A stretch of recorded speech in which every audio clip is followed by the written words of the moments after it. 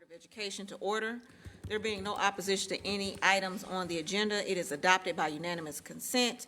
I turn to Vice Chair D. Rankin as he introduces our pledge leader for this evening. Thank you, Madam Chair. I have the honor of introducing Jaslyn Bonilla Canales, a senior from Cochran Collegiate Academy. Jaslyn is a smart, driven student leader as demonstrated by her impressive positions on student groups. She is the Student Government President, MEC Civic Engagement Club President, and a member of the Senior Advisory Team. Academically, she loves history as she has shared that history teaches us where we come from and why and how things came to be. Her favorite teacher is Miss Arlette Root. When she is not learning or reading, she enjoys writing and singing, showing her love of arts also.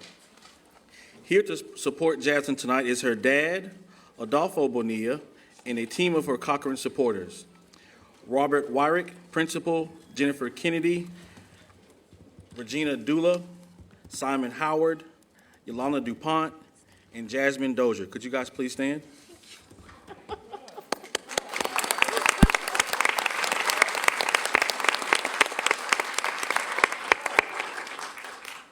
Now, Jasmine, will you please lead us in the Pledge of Allegiance and then share your essay on the topic of responsibility?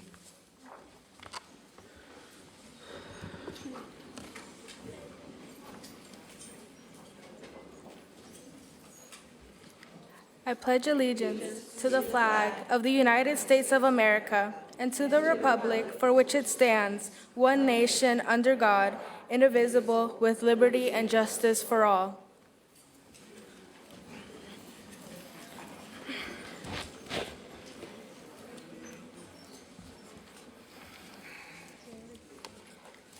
Good evening, everyone. My name is Jaslyn Bonilla Canales, and I am a senior at IMEC Academy. Today I will discuss responsibility, a 14-letter word we hear so often, but when we hear it, do we understand its true meaning? Most people view responsibility as an obligation to complete a course of action, but it is more than just fulfilling assigned duties. Responsibility is a commitment. It's a principle that defines our character, shapes our present, and reshapes the future. Growing up, we were all taught responsibility, whether cleaning up after ourselves, finishing chores, or cooking. As we grew older, many began to see responsibility as a burden because it wasn't as simple as it used to be. But in reality, responsibility is a privilege that allows us to go through temporary hardship, to adapt and improve in ways we didn't know were possible. That's because responsibility isn't something you naturally have or don't. It's something we develop over time as we make capacity for growth. Each of us views, approaches, and fulfills responsibilities very differently. For example, I am president of the Civics Engagement Club, a club that engages in projects to ensure a positive outcome in our community. A club with members who identify concerning issues and eventually make a change. My responsibility is to actively listen, lead, and execute plans that will help create a difference within our school and community. However, a doctor has different responsibilities than I do. An accountant has different responsibilities than me, the doctor, and all of you here today. Yet the one thing that doesn't change no matter how high or low your position is that everyone's responsibility can have an impact as we share our developed skills and improvements to eventually have advancement in our society. Adults will say the kids are the future of this world, while some children feel powerless against adults because they play a significant role in decision-making and leadership. But in reality, age doesn't define the impact one can make on the world. My favorite subject is history, and historically speaking, there have been some of the greatest failures, corruptions, and devastations from leaders, businesses, and governments due to the lack of responsibility and accountability. But that doesn't mean we are here today to accept our history and allow it to repeat itself. Embracing responsibility is how we should honor future generations. We aren't the first to walk this earth, and we certainly aren't the last. So the world we leave behind should be worth inheriting.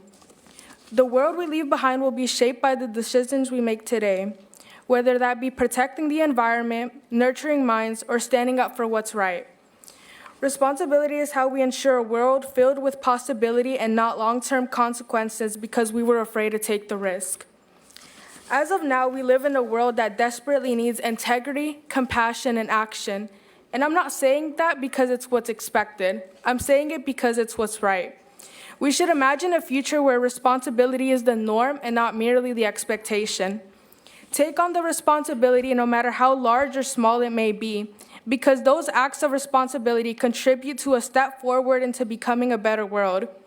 Commit to the responsibility, and not because it's a personal virtue or to gain power or recognition, but because responsibility is a force that shapes societies and determines the future of our world. By enduring hardship and learning as we go, by accepting these responsibilities, we can leave a legacy, a remarkable impact on others. The future is shaped by those who take on responsibility today. In conclusion, responsibility is more than just a word. It's a bedrock. It's a solid foundation upon which our world is built. It strengthens our environments. By taking on responsibility, we can shine a light within the world, guiding it to success. Become the people who use their voices, skills, and intelligence to determine the course of history. May each of you who leave here inspired to embrace responsibility, not just for yourselves, but for the world we all share. Thank you for your time.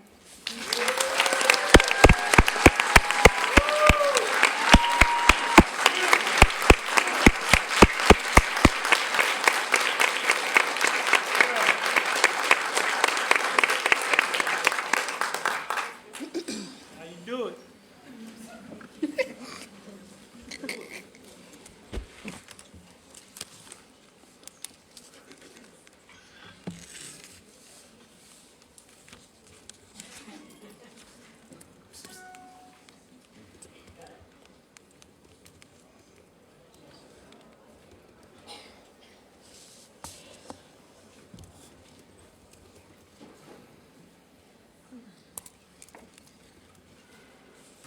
I turn to Dr. Hill for acknowledgement of our SOFG students. Thank you, Madam Chair. This evening, we will be monitoring Goal 3, which is Math 1, and I am so excited that we have 49 students who will be recognized this evening. They're all ninth grade students who have shown extraordinary growth in Math 1. Students, when I call your name, if you'll stand to be recognized, and then at the end, we will ask all of our students to stand, as well as our families and parents that are here with you, as well as any staff members that are here as well. We'll give you all a big round of applause. All right, so let's start. Sahira White, Mallard Creek.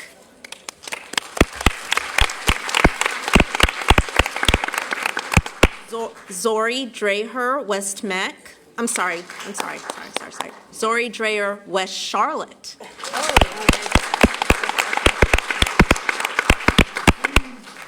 Connor Cook, Huff High School. Elizabeth McDowell, Charlotte Teachers Early College. Trina Wynn, Olympic. Rylan Houston, East Mecklenburg.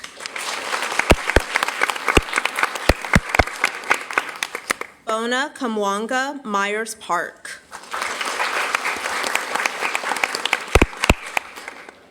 Daniel Kukarik, Huff High School, Fareed Skedanidi, Palisades High School. Iris Abarca, Bernal, Myers Park. Anaya Daniel Boone, Valentine Ridge. Zachary Hayes, West Charlotte. Jesse Davis, Mallard Creek. Desiree Howell, Philip O'Berry. Huma Yadick, Charlotte Engineering Early College. Corey White, Philip O'Berry. Trinity Logan, Olympic. Oscar Renteria Aguirre, North Mech. Jakayla McDaniels, Harding University. Layla Florencio, Charlotte Teachers Early College. Bryce Comer, Philip O'Berry. Johnny Vaughn, Myers Park.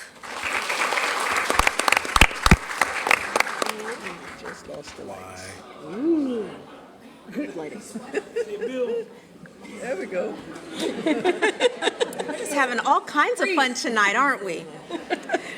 Ian Cortera, Hopewell High School. Kayani Woodley, West Charlotte High School.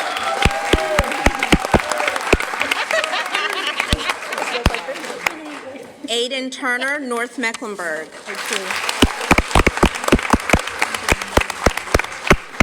Marissa Grums, Palisades. Adrian Feliciano, Huff High School. Valerie Nude, West Charlotte. Bill Thomansby, West Charlotte. Leah Lunder, Palisades. Brooklyn McGill, West Charlotte. Monique Audrey, Mallard Creek.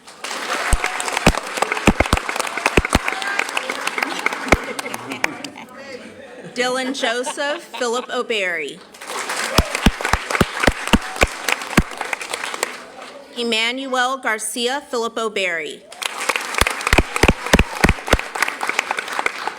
Alexander Lopez Zavala, Philip O'Berry.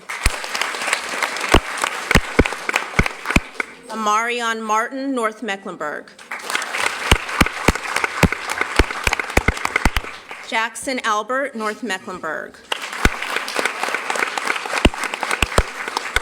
Sinai Abernathy, East Mecklenburg. Hayden Mobley, East Mecklenburg. Devon Tipton, West Charlotte. Natalie Mendoza Leogo, Charlotte Teachers Early College. Avery Stanfell, Myers Park. Landon Sugars, Ardrey Kell. Bryson McClure, Myers Park.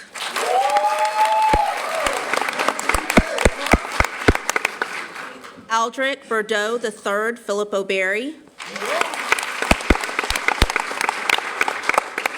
Brianna Nunez Sosa, Charlotte Teachers Early College. Leo Williams, North Mecklenburg. Akari Van, Central Piedmont Early College. And Janiyah Jones, North Mecklenburg High School.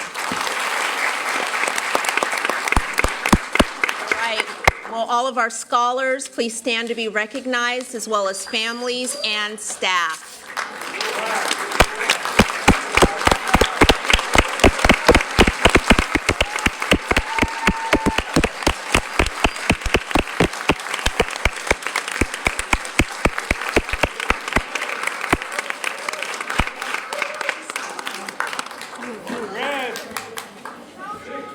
Scholars, thank you so much for being here this evening. We are incredibly proud of you. We know that you did not get here without hard work, so we encourage you to go home, get your homework done, get to school on time, and have a great night. We're having a lecture. We're having projector is not working. Lights issue. working on it. By we, I mean, We need to cancel the meeting. We just need to cancel the meeting. here, let's go. It's just said we have to cancel the meeting. Let's go. I second. All right. Let there be lots. Motion to adjourn. Second. It's back on. I said we keep. Who's doing the robot? What is the flashing? It's been that way for like been months. They have a flicker that is causing light problems and it's causing an audio problem, and that makes it. Yeah, it's like some of the lights just flick. They've been doing it for months. We have time then to go. I'm going. We have time. Yeah, they got to bring in more people. We've got about 50 or 60 people in the lobby waiting to get in. They don't have seats. Oh yeah. Public comment and budget and policies. All right. What time? I think it's some water. They'll be on that. I was think about getting a cup of tea. What time? What is some hot water? Yeah. Should be some tea bags. They're gonna cut the mic.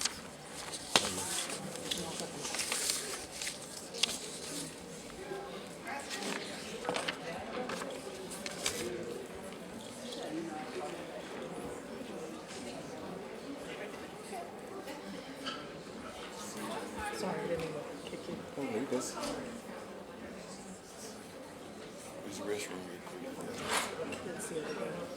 Oh, yeah.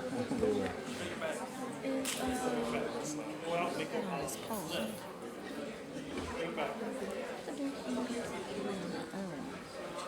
So what this is about? The Sycamore Gateway thing. Yeah. Some land over close to Elwyn Academic Center. They want to put it. Which question is it? Or is it just in Oh, I public think it might comment? just be a speaker. Yeah. The email. He said the email about it. Picture of the land. Yes, Dennis. Send it over to any question? Some media people are calling. It's a car show we're having. Yeah, me.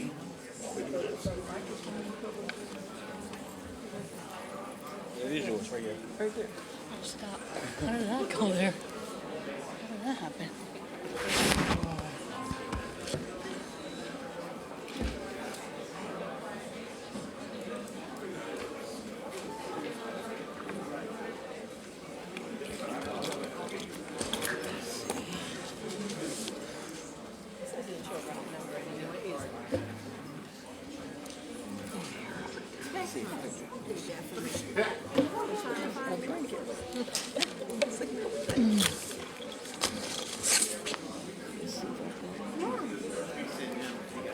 Oh, that's where they were. I was wondering.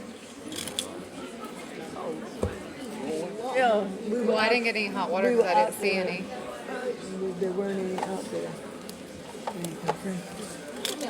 It was on the car. She left it. Thank you, Brenda. I'm taking it out. Okay, let's take it out. Yeah, the public comment, it didn't look like that. I'm gonna sleep tonight. See if I'll be able to sleep tonight. Yeah, that's a call. Certain people get up. By the time certain people get up. All right, let's see. Now we have a different audience. Yeah.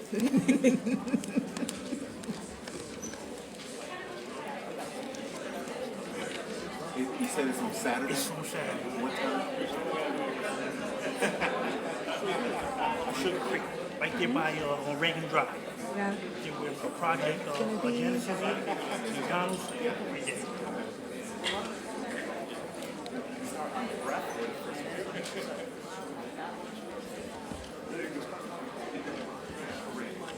So we'll be ringing the bell. All right. We get to the time. We don't get to go over.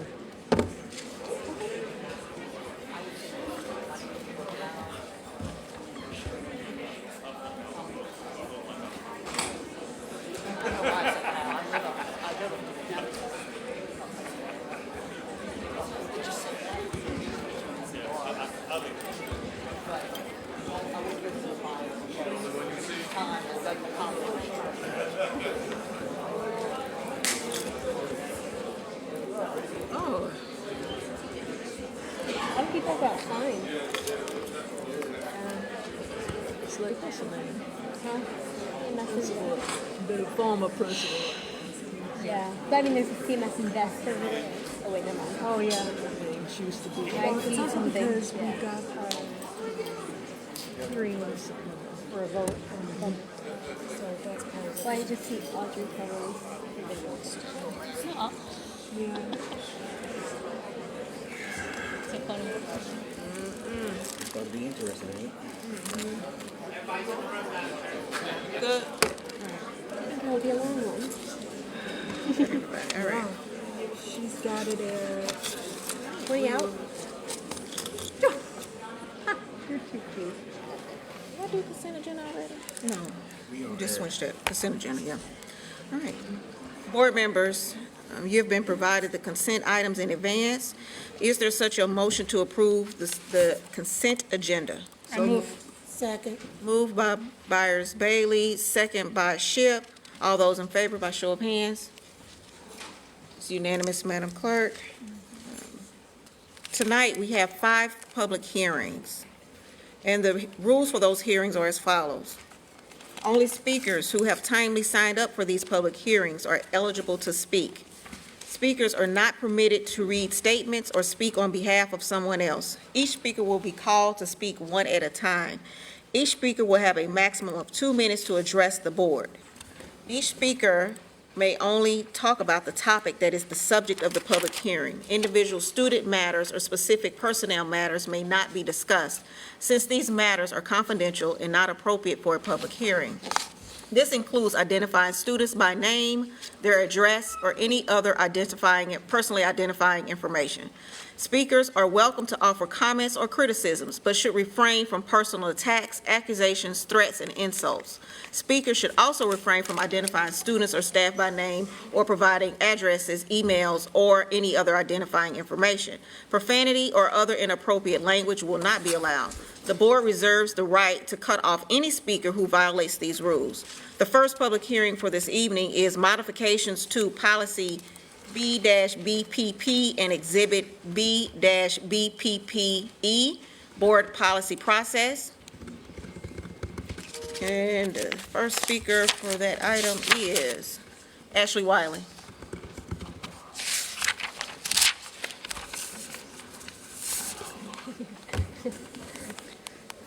Two minutes.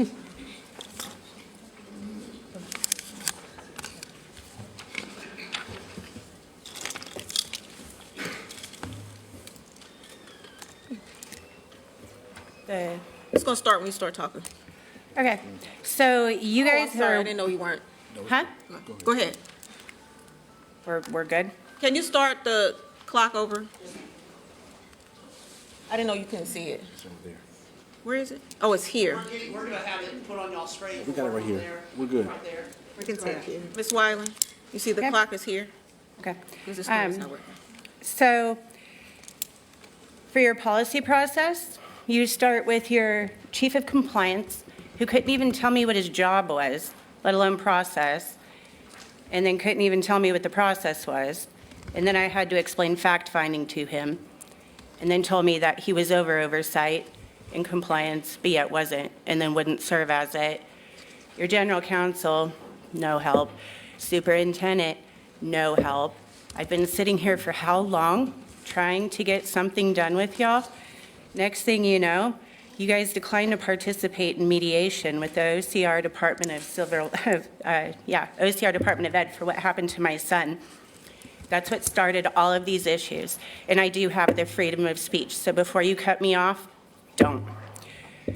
I'm just saying right now, why would you guys ever want to sit here and try to tell a parent you won't talk to them to try to open up and establish a means of communication, but yet you want to work on policy, you want to work on attendance, you want to work on every policy that you guys violated. And I'm saying you guys as a district. Ms. Wiley, This is can you pause the clock? ridiculous.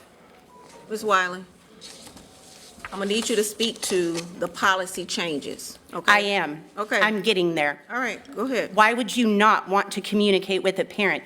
Why can we not open up a line of communication.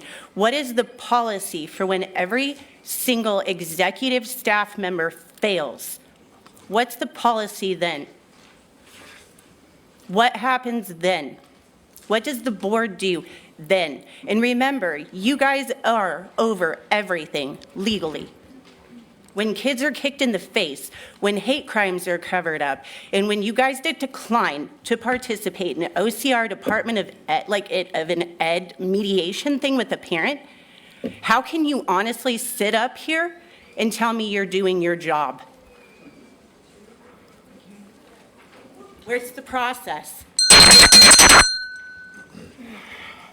There being no other speakers that have signed up to make comments about modifications to policy B-BPP and Exhibit B-BPP/E, I now declare this public hearing closed. The next public hearing before us today is modifications to policy B-COM, Board Committees. The next speaker that has signed up to address that is Ms. Ashley Wiley. Ms. Wiley. No, we're at the omnibus. I already talked to Peter about that. No, I'm where I am. The question is, do you have a comment to policy B-COM? There being no speakers that would like to address this policy change, I now declare this public hearing closed.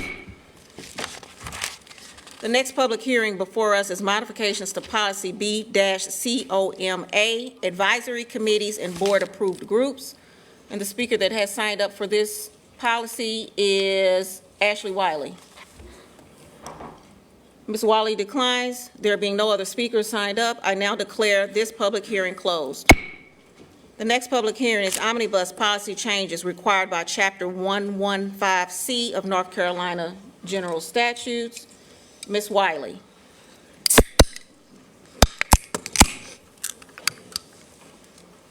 First of all, NCGA can pass a clean bill. Congress can pass a clean bill. Our president wants a clean bill. Why does a school board have to pass an omnibus bill? You also have here for the Pledge of Allegiance, and I will read this to you. It says, legal reference, Sherman versus Community Consolidated School District 21 of Wheeling Township. When you click on it, there's not a link. If you can find one, please contact y'all. However, we should stand for the Pledge of Allegiance. We should. What is wrong with saying, "In God we trust"?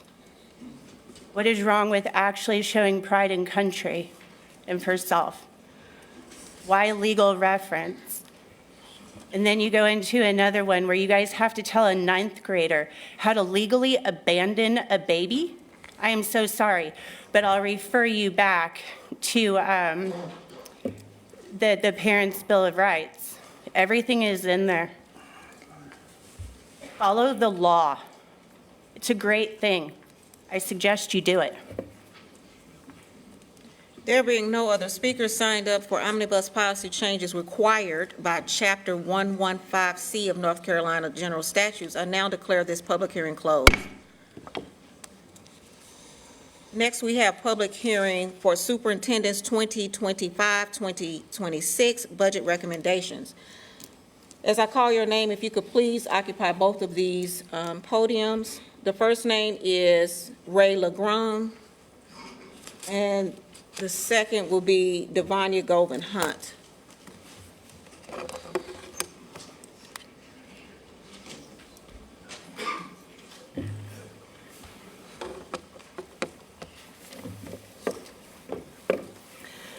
Last Friday, I had over 50 students in my classes because there were so few teachers and no subs. I have 17 classes in Power School because I'm the only visual arts teacher, and I'm filling in for our band and music class vacancies. The arts department at my school is completely decimated. We have no theater classes, no chorus classes, no band classes, and are losing our dance classes next year. I am the arts department chair looking at a department of 2 teachers next year. I have debilitating migraines every Wednesday and Saturday because my body literally shuts down after 2 days of work. I have to ask myself, what health complications am I willing to take on? Will they be reversible? Next year is my son's senior year of high school. Will I miss it because of the extremely long work hours? I am not unusual or special. The system is broken, and we cannot sustain even one more cut in a single CMS building.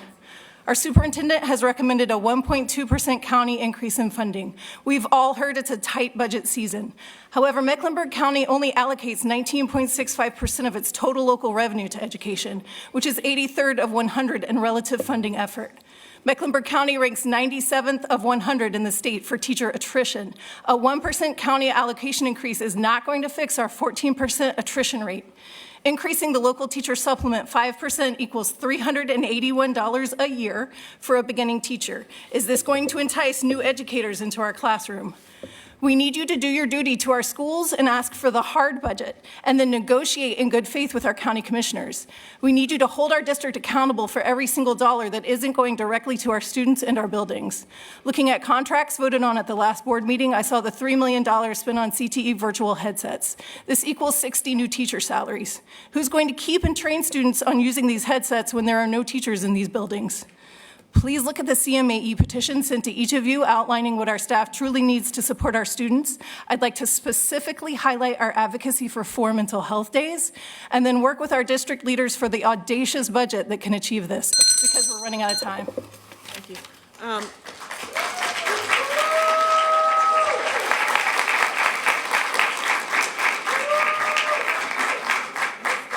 Ms. Goberhunt, can you take that microphone there? I skipped a name.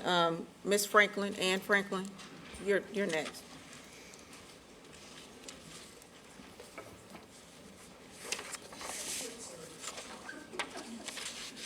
We're here all night.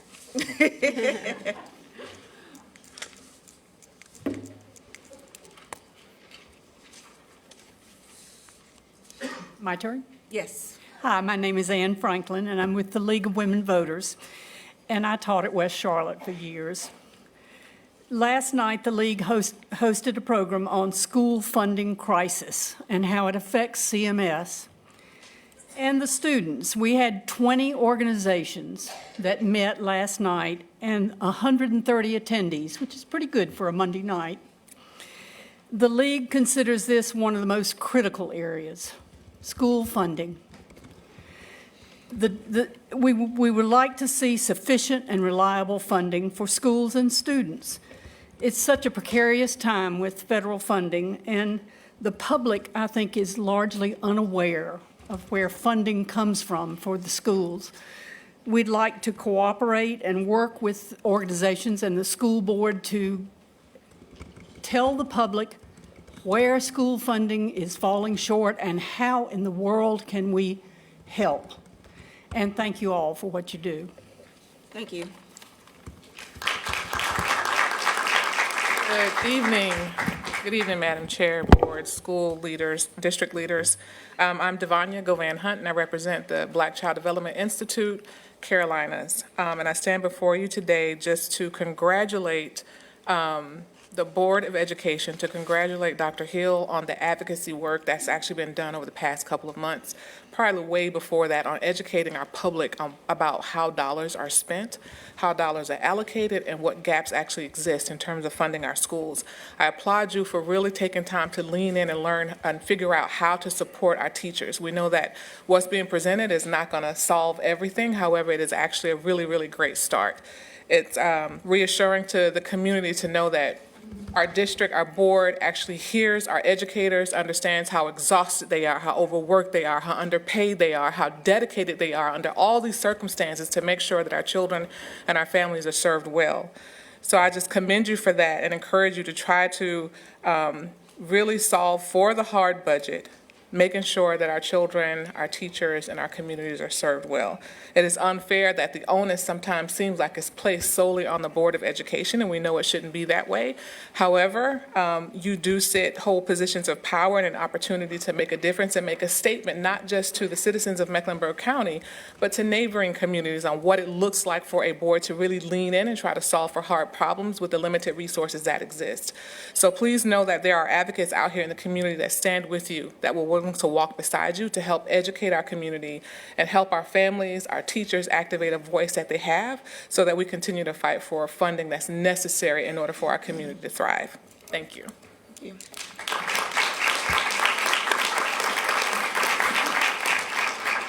Is it Yumi Durden and Bill Fountain?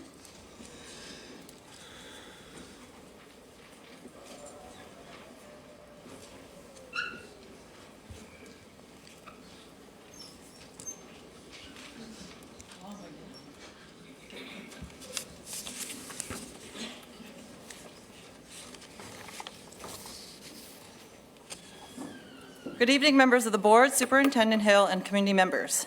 Thank you for giving me the opportunity to speak tonight. My name is Yumi Nagano Durden. I have 14 years of teaching experience with a master's in education, one child in CMS, and another joining in a year. I'd like us all to take a moment to picture this scenario.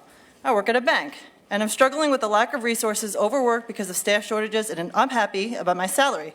But I can't advocate for myself or talk about these things. So I just sit, wait, and hope that my neighbor will go to my boss to ask for all these things for me. Please take a moment to realize how ridiculous the scenario is, and then realize that this is what all people who work in public education in North Carolina have to deal with. Under North Carolina Institute 95-98, collective bargaining is prohibited, meaning teachers cannot negotiate contracts, wages, or working conditions. While educators have First Amendment rights, courts have ruled that public employees' speech is limited when speaking in their official capacity. So, when educators speak up about working conditions, salaries, or funding, they risk retaliation, including reprimands, contract non-renewals, or termination. This law is unjust and was born from fear of the power people hold collectively.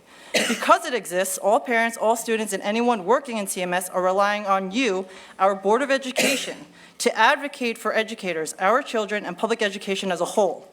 We know you are trying, and we need you to try harder. I was forced out of teaching because I was unable to provide the quality of life I wanted for my children due to earning an unlivable wage. After going up very low income and working very hard to ensure I would not continue living in a cycle of poverty, I had to make the heartbreaking decision to leave teaching. I miss the students every day.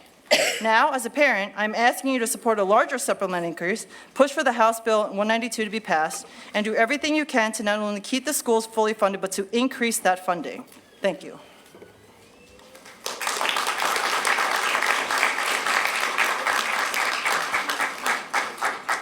Bill Geiger and Sandra Diaz, if you can make your way down.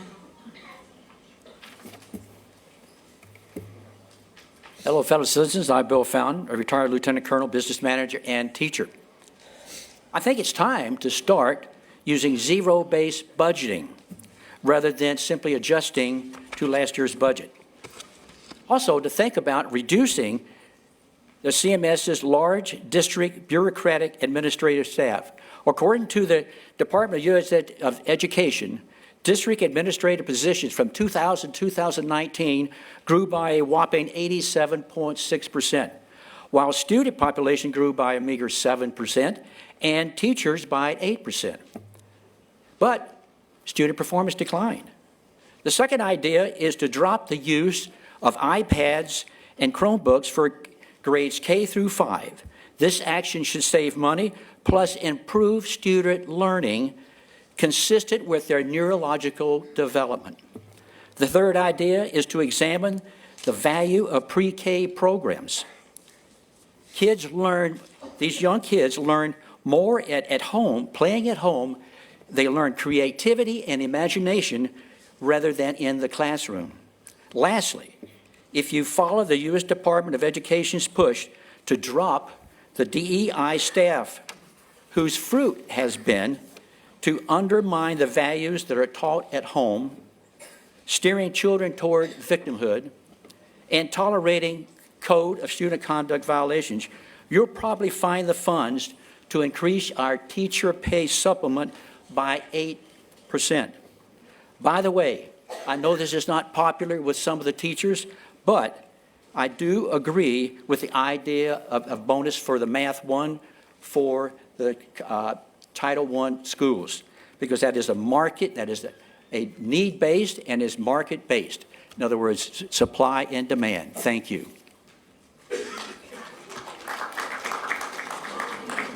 Bill Geiger, Sandra Diaz. Oh. Good evening. My name is Bill Geiger. I'm speaking as a Charlotte resident and a homeowner, a community member, and most importantly, as a grandparent. No, I got to correct that. As a very proud grandparent. Thank you to the board. Thank you to the teachers and staff and administration, Dr. Hill. Really appreciate the great work that you've done in the last several years. I'll let others remind you of the problem, the crisis that we're in, the woefully underfunded schools.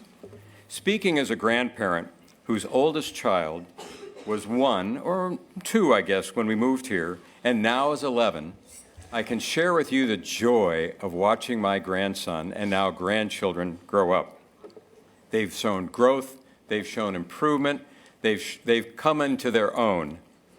And I'd like to suggest that if you do the math, I've been here about 9 years, and what I've seen in terms of positive growth and improvement and advancement in the CMS schools brings me almost as much joy as the joy I see in the growth of my grandchildren. And I thank you all and those who are not here for that. So let me just close by saying, when I think of how to invest in my children, my grandchildren, that's something that I prioritize, and I know you do too. So let's keep funding. Let's make that funding a 10% increase in the local supplement in 2025, and leave with the idea it's only 10%, and it's being invested in the growth and the improvement and the positive change in CMS that you've been part of leading, and the teachers and staff and the administration do every day. Thank you.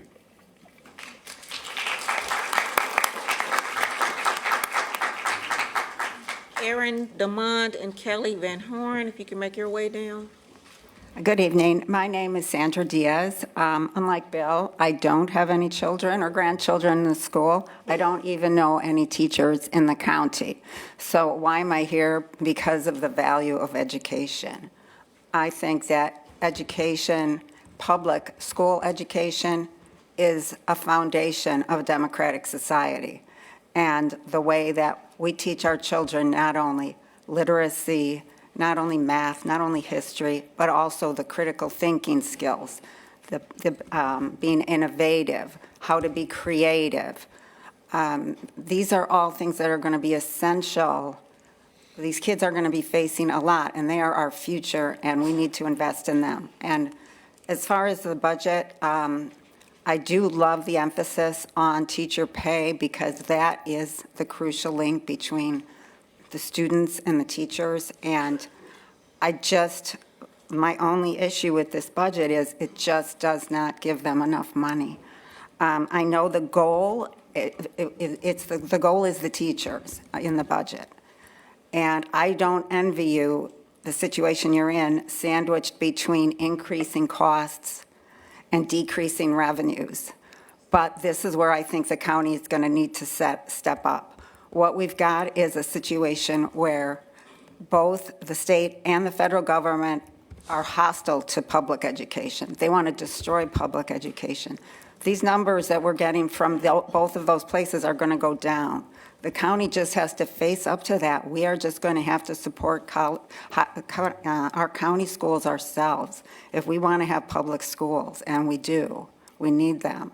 And so I think that we need to increase the teachers some way. I also agree with the last speaker regarding the 10% surplus from 5%, and whatever else you can do. Thanks.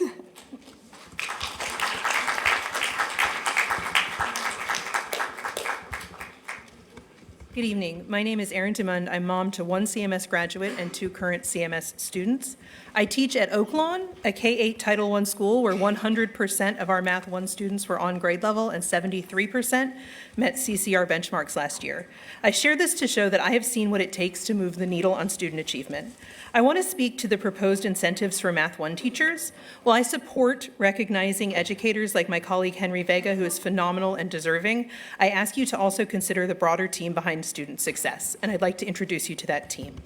Jamie Buck is a first grade ELA teacher. She welcomes students who with no formal instruction in English reading, and year after year, leads them to outperform Dibble's benchmark expectations. The foundation she provides sets kids up to succeed in every future grade level. Mario Agudelo is our third grade math teacher. His classroom is a hub of excitement, rigor, and joy. His gentle encouragement pushes third graders to go beyond what they thought was possible. His work is essential to success in Math 1, but it too goes unrecognized in this plan. Charles Traylor is our PE teacher. Coach T sees the positive in every single child. He teaches teamwork, perseverance, and self-belief. Some feel the work of electives teachers is just different from core curriculum, but these are not extras. These are core qualities that help students show up, try again, and succeed academically. Michael Sanders, the band teacher at J.T. Williams, has been integral to my own children's success. Every student who knows that man knows that they belong. When my eldest graduated, seniors had the opportunity to acknowledge people who had helped them along the way. And I need you to hear me when I tell you that every student who named any teacher by name included Mr. Michael. He sees every child, and every child rises because of it. We are all on the same team driving towards student success, and it is the team, not one grade level, that wins. When positions are unfilled and educators are overburdened covering multiple classes, and we create large incentives for a select few while leaving the rest out, we harm morale, deepen inequity, and miss an opportunity to strengthen our schools. The best use of district resources is not rewarding the few, it's building a strong, fully staffed team at every school.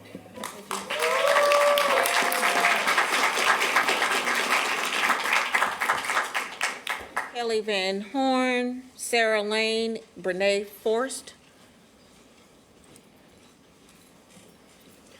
Thank you for your time. My name is Kelly Van Horn. I am with the American Federation of Teachers, formerly also with CMAE and NCAE.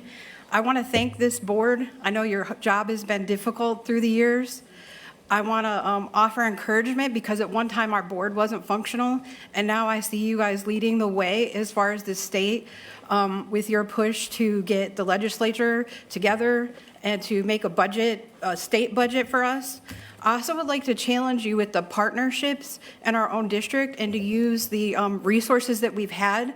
So with the marches that we've had on the March 4th in Raleigh, and this weekend we have public schools first, we have CMAE, we have NCAE, we have NEA, we have American Federation of Teachers, we have parents who marched, we had grandparents who marched, we have business people who marched.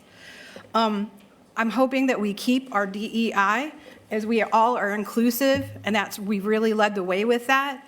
As far as the budget, my custodians and my nutrition workers are why I'm standing here today. Some of them have to worry about whether they can secure their housing, if they have enough money to eat. Some of them did not get their year's experience because they started out as temporary workers, temp workers. And some of them this year did not make the $20 an hour we promised as they were brought in as temporary workers. And because they started it maybe 2 years as a temporary worker and then was a permanent CMS worker, on the pay scale bump, they did not get that bump. So I'm hoping that you guys will look at that for our classified workers with their experience, and also that we are hiring full-time workers and maybe thinking outside the box. Maybe we can have full-time classified workers be hall monitors or help students in other ways and use those resources. Thank you.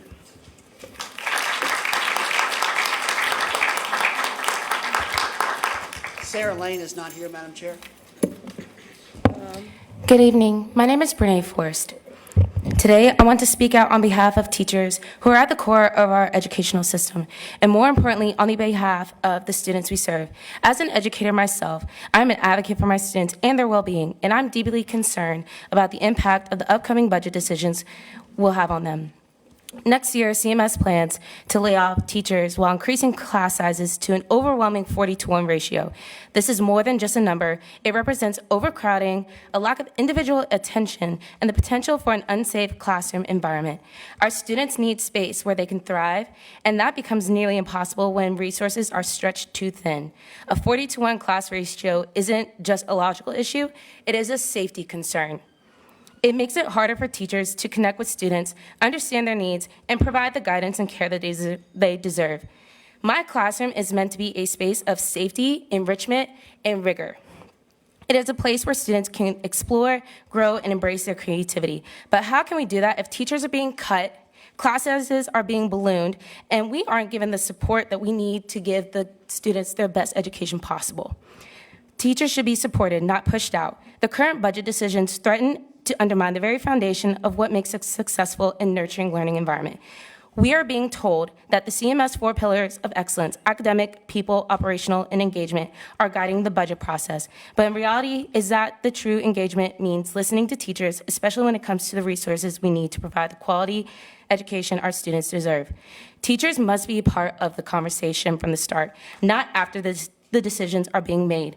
I'm asking for full transparency in the budget process because this is not about numbers, this is about our students' future. They deserve better than overcrowded classrooms, depleted resources, and a loss of educators who shape their minds and inspire their potential. Thank you.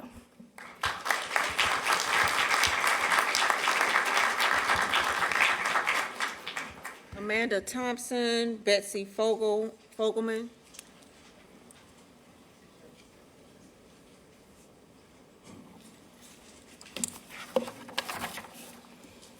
Good evening, Chairwoman Sneed, members of the school board, and Dr. Hill, and our esteemed community members and caretakers in the audience. I stand here today as the president of CMAE, a proud CMS employee, a community advocate, and most importantly, a CMS parent who believes in the urgent need for bold, sustainable investments in our schools. We have seen progress in our 2025-2026 budget with resources and staff raises, yet Mecklenburg County still underinvests compared to our peers. Guilford County dedicates 50% of its county budget to K-12 education, while Wake County invests 54%. Meanwhile, Mecklenburg County stands at a mere 30 to 40% of their budget goes towards education. The impact of this is fewer resources, less competitive pay, and higher turnover rate.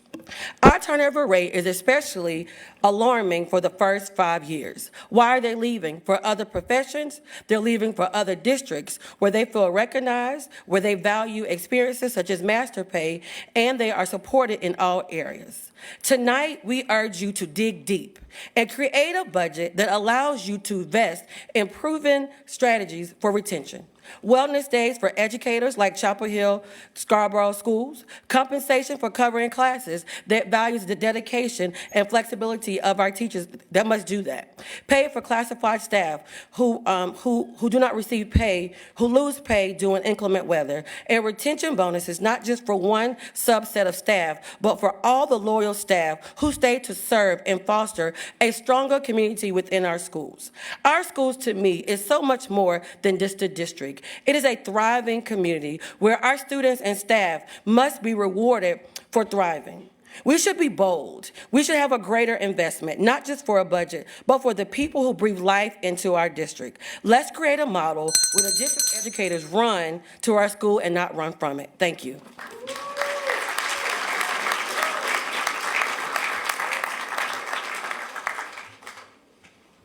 Betsy Fogelman, Ashley Wiley, and Kyle Queen.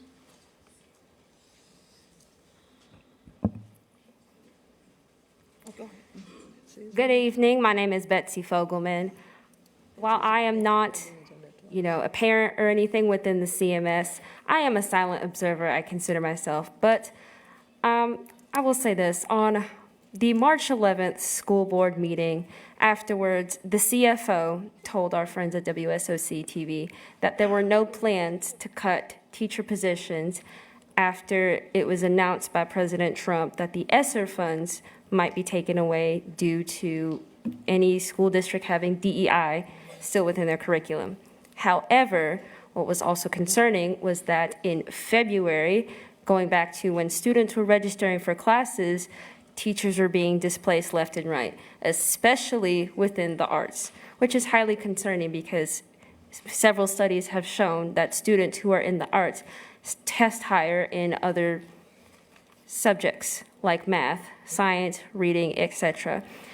So why is it that we, the school board, not necessarily the school board, but just why are we targeting the arts? Why are we not investing in the arts if it is known that investing children in the arts, whatever part of the arts, band, music, dance, betters our students' minds if we're cutting their positions entirely and eliminating their departments? And what if these kids want to go off to college and do these things? They need something to show for it. You know, not all of these students have access to stuff outside of school. So to eliminate the teacher position and eliminate a department in school, it does a huge disservice to these students. So please invest in the arts. Please stop displacing our teachers. They deserve so much better than this, especially in positions like the arts where it's really hard to get a job anywhere else in the district. Thank you so much.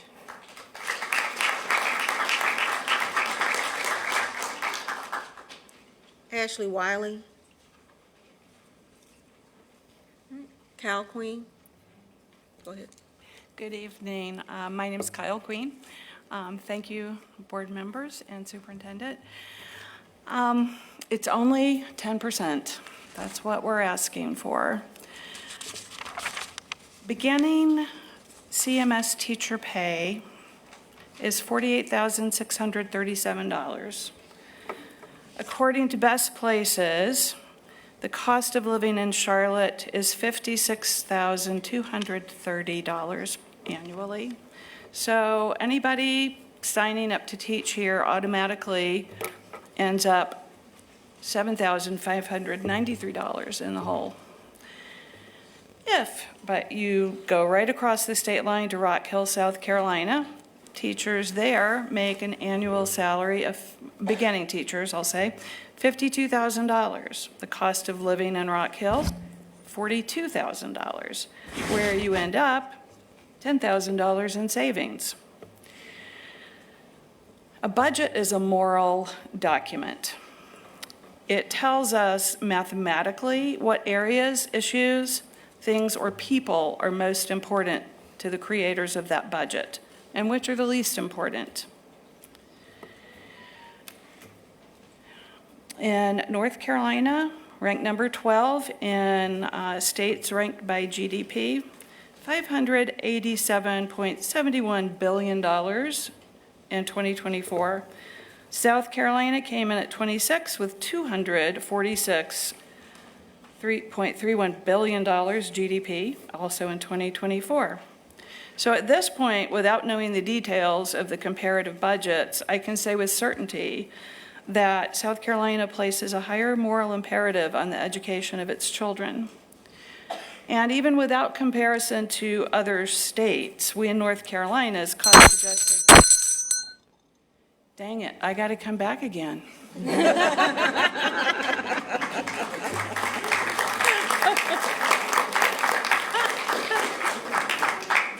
You could also feel free to email your remarks to us, okay?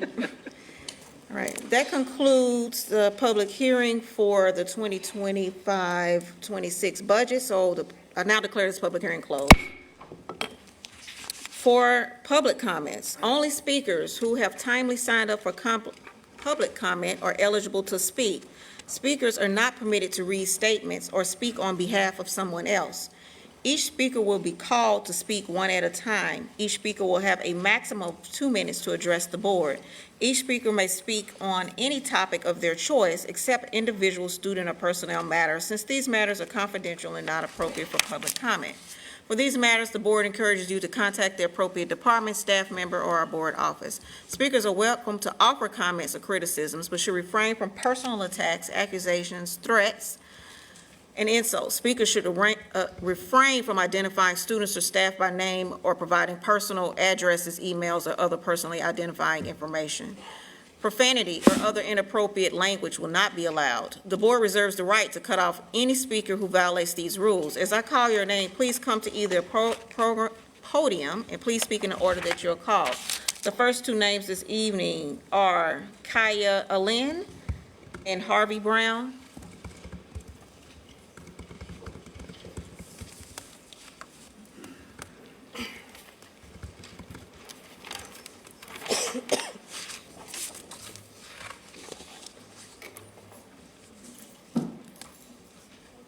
I'm Kaya. Okay. Good evening. My name is Kaya Allen. I run Bold and Beautiful Comedy here in Charlotte. I rise tonight not as a quiet observer, but as a mother, a worker, and a citizen of Mecklenburg County. I am here to raise more than just a concern. I'm here to raise the alarm. Because of this school system, this sacred engine of our democracy, this foundation of our children's future is being treated as a side project. While millions are funneled into force and fear, CMS is short $31 million, we are told. There is no money, we are told. And yet $75 million is set aside to build Cop City, a sprawling police training ground where resources will be spent not to teach, not to feed, not to lift, but control. We tell our children to dream, to drive, or to strive to achieve, and then we feed them frozen meals, deny them the dignity of practical skills, and send them home every week for another teacher workday or weather cancellation. We close schools for wind, but open our wallets for weapons. We cut education to the bone, but somehow there's always enough for more boots, more barriers, more buildings with bulletproof glass. This is not failure of imagination, it is failure of will. In Middlesex County, New Jersey, there are building tradesmen and women in their schools, students graduating with the knowledge of how to wire a house or fix a car. In Manistee, Michigan, children are learning to grow and prepare their food with their own hands, feeding their bodies and their future. In Dane County, Wisconsin, they've converted empty rooms into welding shops and woodwork studios. Not theories, not promises, action. And yet here in Mecklenburg County, 21 million of our own school funds go to CPCC, which is handing $575,000 to the firm designing the very same police compound. Our tax dollars intended for classrooms are now building bunkers. I say this to the board, enough. We must invest in programs that give our students purpose, pride, and preparation. Bring back home economics, bring back shop, teach them trades, feed them well, give them skills, not just screens. Stop handing over the future of our children to outside contracts and concrete. Fund futures, not firing ranges.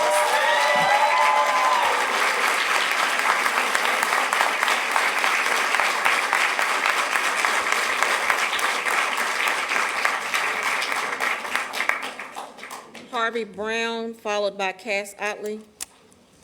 I'm Harvey Brown, and I feel a little out of place today because I'm here to commend a teacher. Christina Brown is a product of the Charlotte-Mecklenburg school system. She graduated from Independence High School, then attended UNC Charlotte, where she got her undergraduate degree in mathematics, and went back and got her master's degree in education. She teaches at the early college, and I came tonight because 5 of her students in the 9th grade were represented here tonight for excelling in their mathematical skills. She loves teaching, and I'm proud of Christina Brown's efforts, and most importantly, I'm proud because I am her father.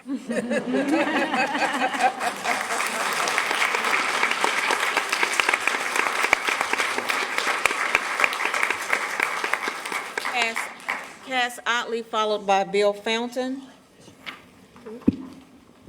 Good evening. My name is Cass Otley. I'm an activist, an organizer, and I'm also a former retired CMS employee of 24 years. I'm here this evening to talk about bullying.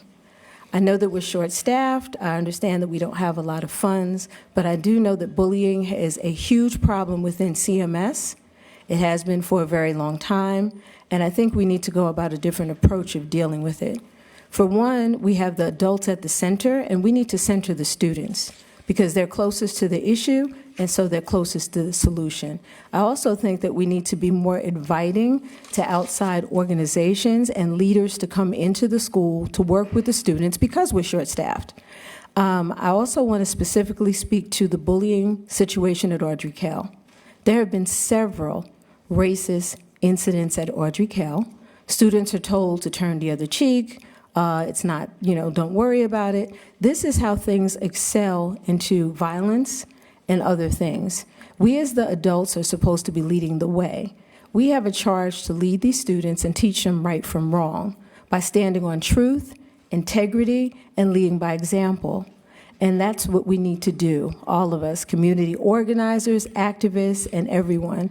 And I think in a collaborative manner, we can really make a change. I'm really tired of seeing students beaten up. I'm tired of hearing students be bullied. I'm tired of hearing students be mischaracterized as well. And I think as adults in the community, we need to do better. And I came here before you tonight to say that. I would like to work with you in any manner that I can, as far as connecting, us with other organizations, other folks, because something has to change. It's really out of control. I'm really concerned about the students. I do have a 5-year-old grandson that is in kindergarten right now, and just coming from an educational background, I love all students, and I want all of them to feel safe.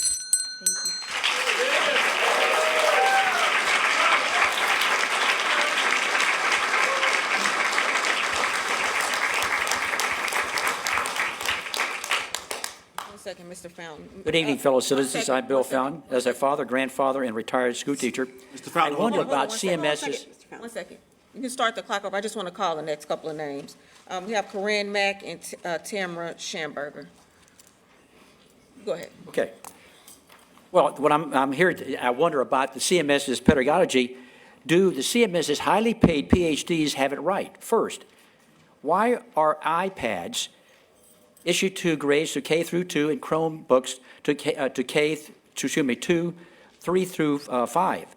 Studies from NIH and Harvard show that screen time is detrimental to the neurological development of children. They cause such problems as weakened communication and social skills, attention problems, childhood hyperactivity, and more. Are CMS teachers seeing these consequences in young children? Second, Harvard Medical says placing young children too early in an artificial learning environment, in other words, public schools, government public schools, separated from their family for long periods of time and expecting them to comply with standardized criteria, it may be too much for many of them. Children's development has not changed over the years, yet our expectations of them have changed. And we're demanding more and more. In fact, in just one generation, children go to school at a younger and younger age and spend more time in school than ever before. They are increasingly asked to learn more and more content at an early age when it's maybe well above their development capacity. And it may be no wonder that more and more children are being diagnosed with ADHD. Thank you.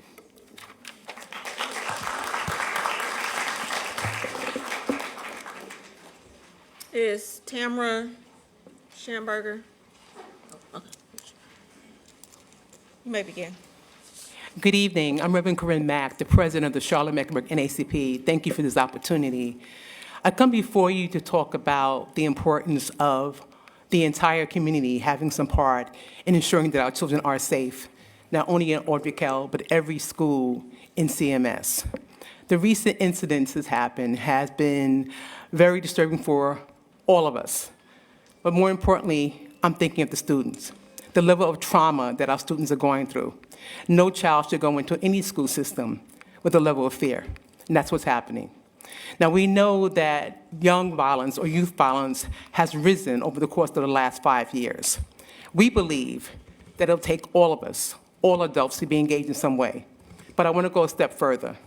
It's important that we begin to teach implicit bias and dismantling racism training in the school system, not only to the teachers, the administration, but also to the students.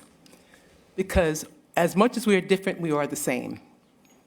If we don't realize that we must come together, we will have a major problem in our city. Our youth are our futures of today, not tomorrow.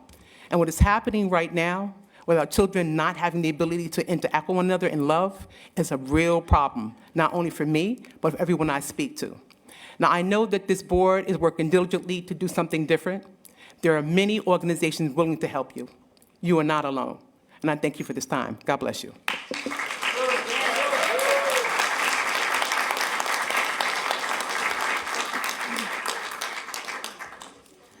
Good evening, Board, Madam Chair, Madam Superintendent, excuse me. My name is Tamara Schamberger.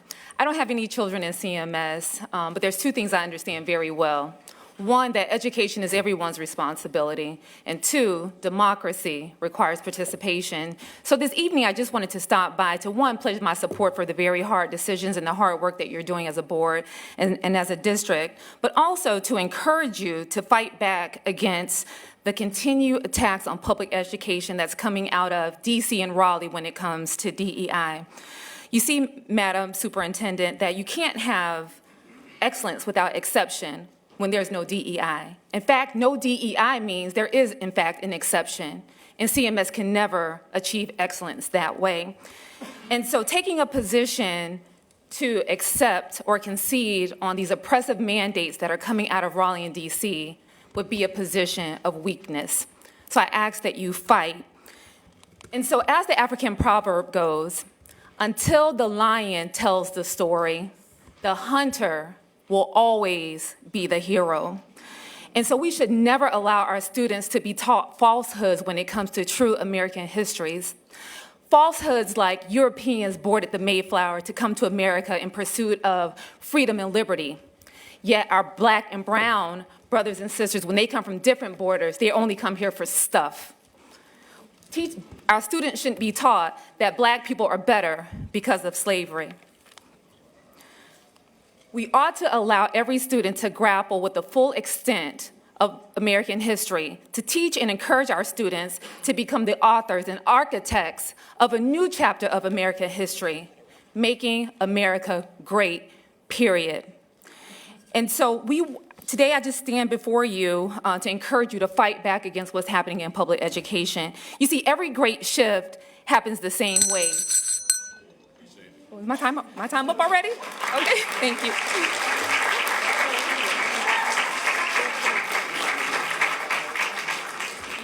If you would like, you can email us the rest of your comments. Jabril Huff, Ruby Phoenix Flood.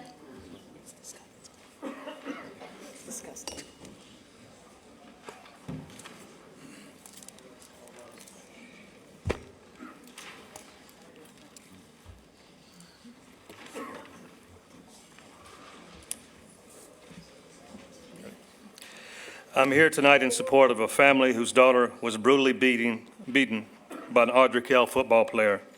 In my opinion, she was within a few punches of her life. My call is for an independent investigation into this incident, how it was handled, and Audrey Kell as a whole, and CMS, how they operate. Audrey Kell and the problems mainly are of a racial and religious nature, and they have been, and they've been allowed to fester for a long time. And only once they're reported and they happen to be looked at, all you get is cover-ups and denials. So this leads me to my second ask. The principal needs to be fired. My third ask is for CMS to implement and enforce much stricter anti-bullying policies. We're here tonight to support our sister who was brutally attacked, but our greater call is for the safety and security of all CMS students going forward. She was a victim of bullying earlier in the school year, and nothing was done about it. In closing, a young girl's life has been changed permanently, both physically and mentally. The way the school and the school resource officer responded to this near-death situation is unacceptable. The SRO did not seek to give her aid. He gave her legal advice, saying this is not a hate crime, so don't pursue it. They wasted an hour before they called 911. We're told by the administrator of the school, do not contact the media. CMS has an epidemic of violence and cover-ups. Do something now if you really care about the children. My name is Jabril Huff, and I'm here to help. Thank you.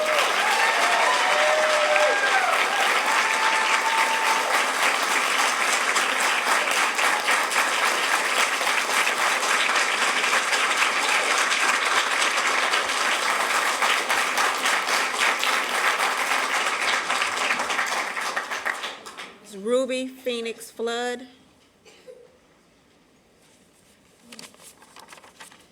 Aradia Richie Hadia Mubarak.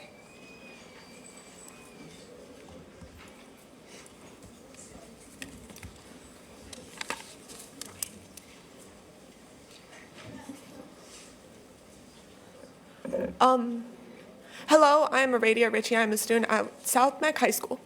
Due to the budget cuts, at South Meck it is the language school. It teaches Japanese, French, Spanish, and Chinese. Both Japanese and Chinese have gone through the budget cuts, and at my school there are only 2 teachers who teach Japanese, 2 teachers who teach Chinese, and 2 teachers who teach French.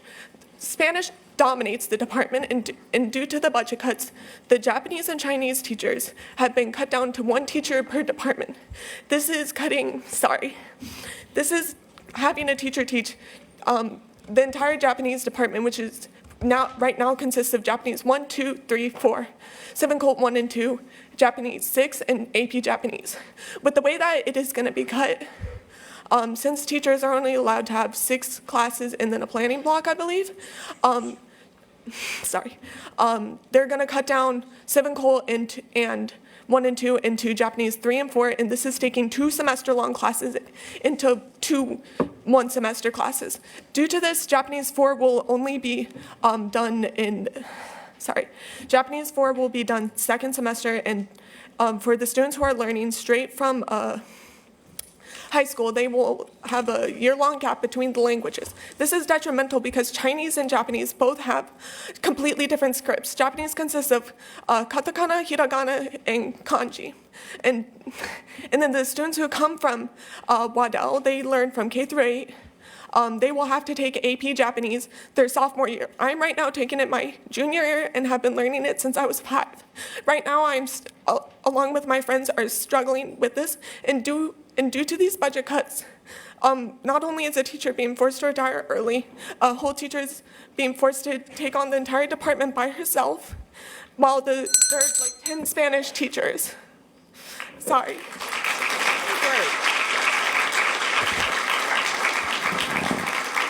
Good afternoon.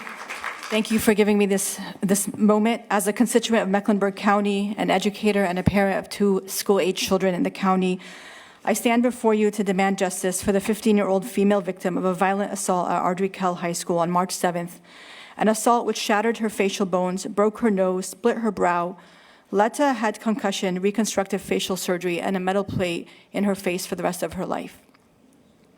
In the aftermath of a reconstructive surgery on March 28th, she has lost partial eyesight in her left eye and has partial paralysis of the face. In fact, her mother told me she can't even feel the blood coming down her nose.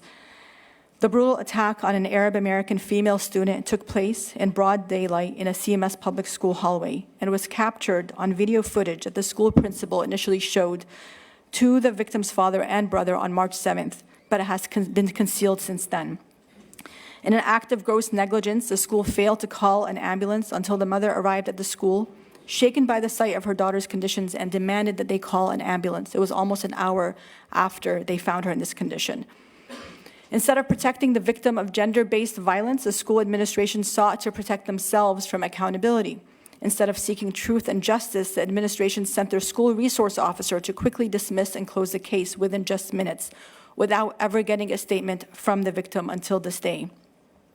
Instead of providing emotional and physical safety to the student, the school administration interrogated the victim about her own assault while she was in a concussive state and unresponsive in the nurse's office. Instead of providing care, the school suspended her for 10 days, the same punishment they gave her assailant.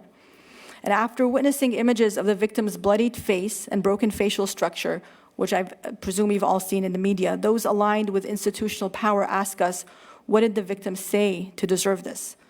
To that I ask, in what situation would this degree of violence ever be acceptable? This is the same rhetoric that had been wielded against marginalized communities for decades when they found themselves at the receiving ends of institutional violence. Thank you.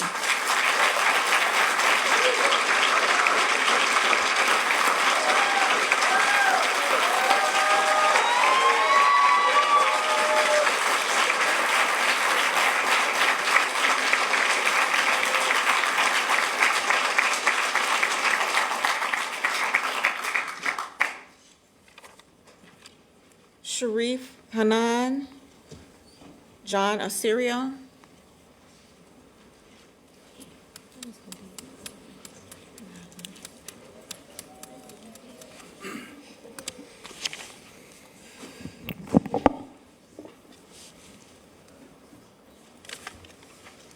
You can begin. I'm Sharif Hanan. I'm a resident of Charlotte, and I respectfully submit. How can we solve our school's violence problem if the adults in the room bury their heads in the sand? The residents of Charlotte deserve truth and transparency from our schools. I demand that this board commission an independent investigation into Audrey Kell's response to the brutal attack that left a 15-year-old hijab-wearing girl broken at the hands of a football player. On its face, no, rather, on her face, are the literal signs of something that should never happen. Mind-boggling misstep after misstep from CMS requires an objective and independent review of the decisions that were made. Did CMS fully review allegations of misogyny and xenophobia? Did CMS adequately review the attacker's disciplinary history? Does CMS require staff to undergo religious sensitivity training? Did the resource officer sufficiently obtain witness statements? Why hasn't the school released surveillance footage? Did the school really wait over an hour to call an ambulance while the victim is waiting, bloodied, swollen, and concussed? Did the school instruct the mother to drive her daughter on her own to the hospital before finally calling EMS at her urging and pleading? How on earth did CMS justify suspending the victim of a brutal attack for 2 weeks? How did the school's enhanced communications policy and recent rash of violence impact its facially expedient and repugnant classification of this as a fight between two students as if they're on equal footing? Simply stating that the matter was sufficiently reviewed and hiding behind the excuse of student privacy is simply not enough. The victim, our children, and our community deserve an independent review. Thank you.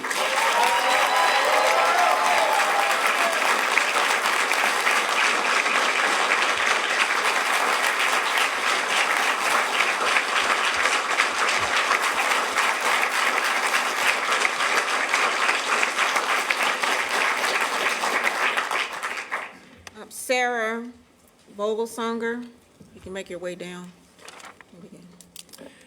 Good evening, Chair Need and board members. My name is John Arciero. I'm the Managing Director of Sycamore One LLC. I'm here tonight to briefly introduce a proposal that seeks to reactivate underutilized land at the Irwin Academic Center in Center City, Charlotte, through a partnership with CMS.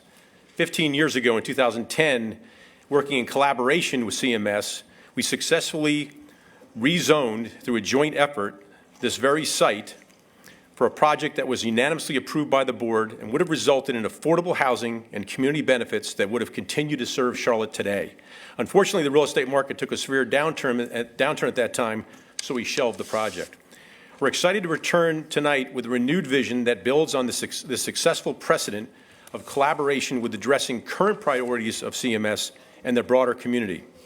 Our proposal includes affordable workforce housing in the form of over 600 apartments, including dedicated units for CMS staff, teachers, and underserved families in the Charlotte area. Campus enhancements including net gain of 2 acres of green space, structured parking with secure access for teachers and staff, new amenities such as a sports field, amphitheater, green amphitheater, and event center. Funding for a supplemental teaching position, maybe we should do 2 or more now, after what I've heard tonight, through a contribution to the CMS Foundation, ensuring perpetual support for this role, or these roles. We believe this proposal aligns directly with CMS's strategic goals of fostering affordable housing for educators, enhancing campus infrastructure, creating spaces that benefit both students and the community. And tonight, we respectfully request that the board schedule this proposal as a future agenda item for detailed review and discussion. We are eager to collaborate with CMS staff to refine this vision and ensure that it serves the best interest of your students, teachers, and families of CMS and the greater Charlotte area. We thank you for your time and consideration. We look forward to working together on this very worthy project.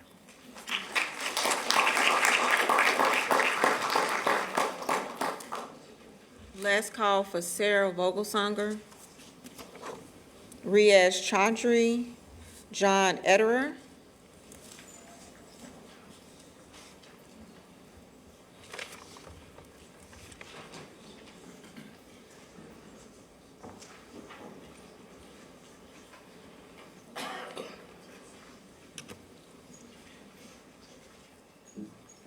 Your name? Sir, your name? My name is John Ederer. Okay, so, one second. Is Riaz Chaudhry here? All right, Michelle Vaughn? Okay. Or you may begin. My name is John Ederer. I'm the Imam of Pillars Mosque. Peace and blessings be upon those who follow the guidance of our beloved prophets. An egregious, preventable assault was committed at our school on our watch. A young man beat a young lady half his size to a bloody pulp requiring surgery. There is no equivalence on this crime in any sane, decent world. We must do better. Our community is here because God's law calls us to be here, as summarized in verse number 90 of chapter 16 of the Holy Quran. Indeed, God calls you to justice, selflessness, and preserving family values. He forbids shamelessness, sin, and aggression. He admonishes you so that you take heed. Right now, we are spending just $13,000 a student yearly. This is considerably less than many other states and most European countries. As a member of the Superintendent's Clergy and Interfaith Advisory Board for 11 years now, I have seen 4 superintendents. Dr. Hill is by far the most promising leader we have seen. But we have to do some inventory and get more creative to provide her with the necessary resources in a county that hosts multiple banks and Fortune 500 corporations. Policy suggestions are the following. Hold the responsible staff accountable with complete transparency to us, the parents and taxpayers. From the evidence that we have seen, Principal Jamie Brooks must be fired immediately. An independent, thorough investigation on this matter and a future such policy and any other such matter is necessary. Prioritize nurturing our students' moral and ethical development as a core subject K through 12. A stronger, multifaceted approach to addressing bullying, mental health, and security. Like racism, Islamophobia is very real. Since 2001, when George Bush administration and mainstream media decided to equate our faith with violence, we have seen global dehumanization that has justified many genocides of millions of Muslims shattered across nations and oppressed minorities, just like right now as we send billions of dollars to destroy Gaza as we speak. Time is up. Thank you.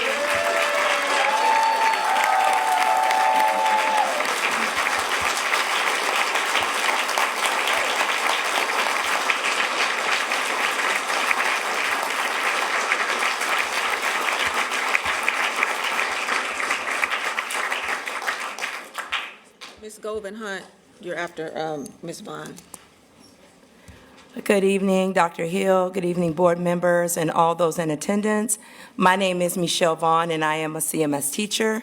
I teach students whose first language is something other than English. I've served as an interventionist for 2 years, taught first and second grade for 13 years. All of these experiences have been in Title I schools, and I'm just here briefly to share my perspective and request that the board ask for a 10% increase in the county supplement. 10% may sound like a lot, with all the uncertainty right now with funding and things changing day to day. I want everyone here to understand what 10% will actually mean for teachers and our teachers with more than 15 years experience in particular. A teacher with a master's degree and 15 years of teaching experience, their increase for the year would be $1,123. That is $112 a month before taxes. A teacher with 10 years of teaching experience with a bachelor's degree would receive an additional $888 a year with a 10% supplement increase, or $88 a month, and that is before taxes. Our county cannot bear the entire burden of helping to save our schools, and we understand that. This board has been very supportive, and I know that you do what you can. I'm in a lot of meetings, my principal, I'm informed, I know what's going on, but we cannot continue at this rate, or there'll be no one left. Almost 50% of our teachers with less than 3 years experience. What will the veterans, who will teach these younger teachers? They're leaving at an alarming rate. Veterans are leaving at an alarming rate. We have the expertise, the knowledge, the experience, and support to help them. All teachers deserve an increase, but those veterans who are providing so much don't get raises after their 15th year, only one, and something's got to give. Mecklenburg is a wealthy county. We need all hands on deck. I hope that you all will ask for 10%. Thank you.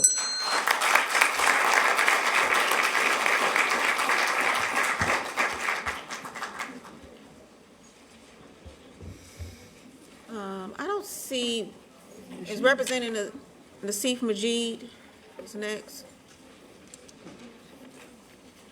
Or is it? Right there, another one. What's another one? What? It's the son. Oh, the son, okay, all right. Well, that's fine, you can come here.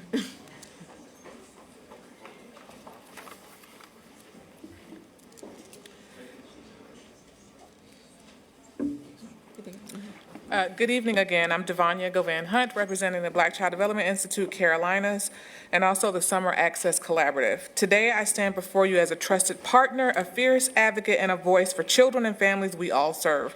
Our organization, along others in the Summer Access Collaborative, is working tirelessly to close opportunity gaps, expand access to high-quality summer learning, and ensure that every child in Charlotte-Mecklenburg has a chance to thrive not just during the school year, but year-round. But we cannot do this work alone, and we cannot continue to do it against the tide of systemic hurdles that make collaboration with our district sometimes more difficult than it should be. Let me be clear that our intention is not to critique for critique's sake. We believe in this district. We do. We advocate for CMS across our networks, in our fundraising efforts, and in our program design. We raise money, we build capacity, and we offer culturally responsive evidence-based services, often filling gaps that should not exist, but they do. Yet too often the process of securing partnership approval, such as MOUs and access to buildings, feel like a door half open.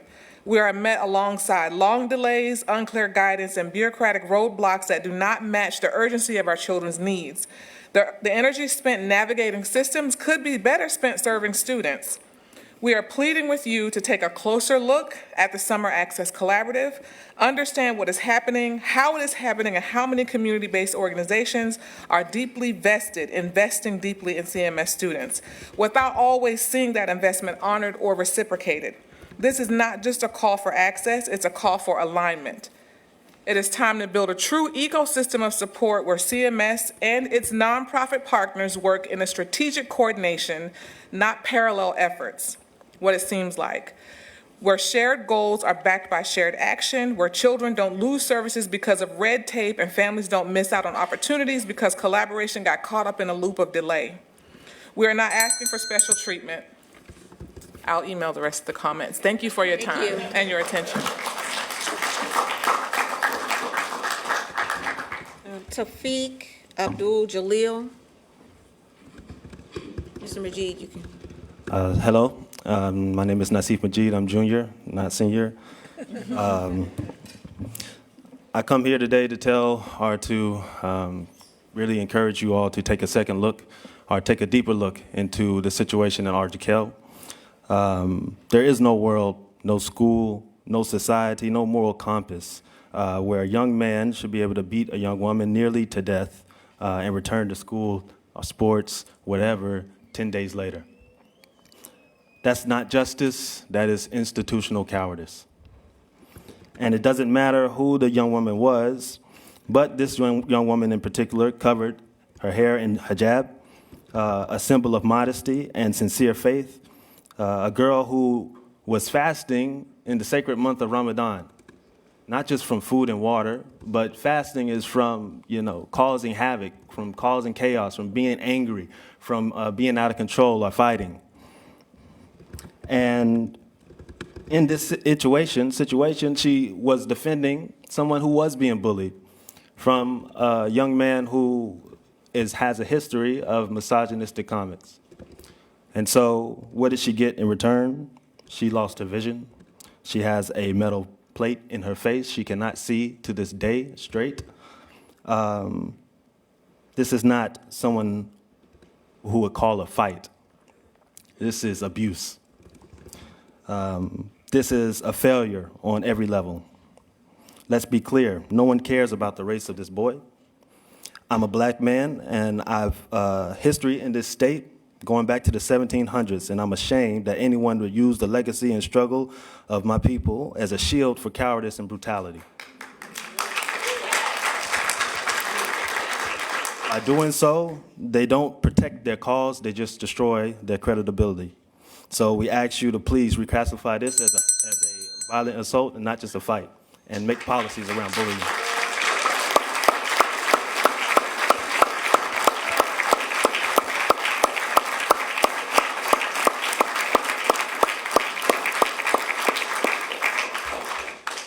Miriam Zanai. You can proceed. Way to go? Good. All right. Bismillahirrahmanirrahim. Assalamu alaikum wa rahmatullahi wa barakatuh.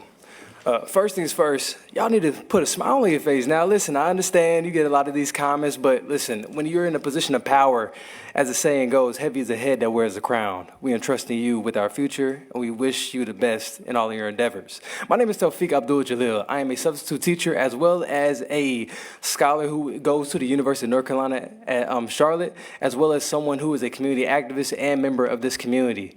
And I want to talk about safety and policies and things of that nature. For me as a substitute teacher, I walk into every single classroom with a smile on my face because I understand that it can be heavy for a lot of the teachers who are there every single day to have that same level of zealous as I do, to see a child or to see somebody succeed when they've dealt with so much throughout the school year. When it comes to safety, safety is intrinsically linked, just as somebody else said, to a lot of times the income. To be paid less than what you are worth and to be asked to go above and beyond every single day and not be able to pay for your basic needs is something that allows for someone to have a disdain for their job, as well as not only have a disdain for their job, but a disdain to be able to go above and beyond.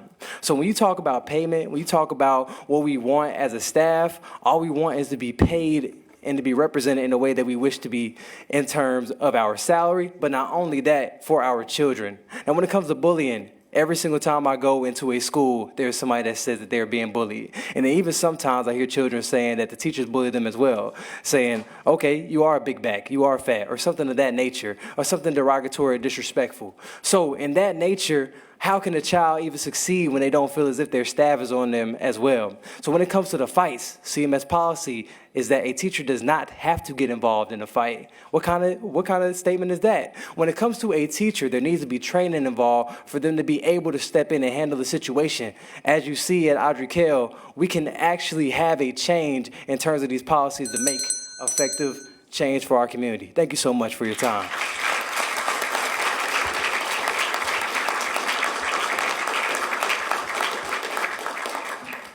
Ali Suleiman. Hello, everyone. My name is Mariam Zaini, and I'm a current student at RGCL High School. My best friend, a classmate at RGCL High School, has been violently assaulted. For the record, I want it to be known that I am not speaking out on this situation because the individual is a close friend of mine or because she is a part of the same faith. I am speaking out because it's the right thing to do and the humane thing to do. A girl has been brutally assaulted and wronged. She has had to have multiple surgeries and had to endure the pain. This event will follow her entire life, and there is just not enough being done, which is heartbreaking. Instead of protecting this female student against violence, our school administration has been too busy protecting themselves. For example, on the day of the assault, the principal never checked in on my friend and claimed she was busy in a meeting. But even after this violent and horrific incident, she has not called in once to check in on my friend. How would you feel if your principal was too busy in a meeting to check if you were okay after being violently assaulted while in the hallways of her school? Because that's exactly what happened here.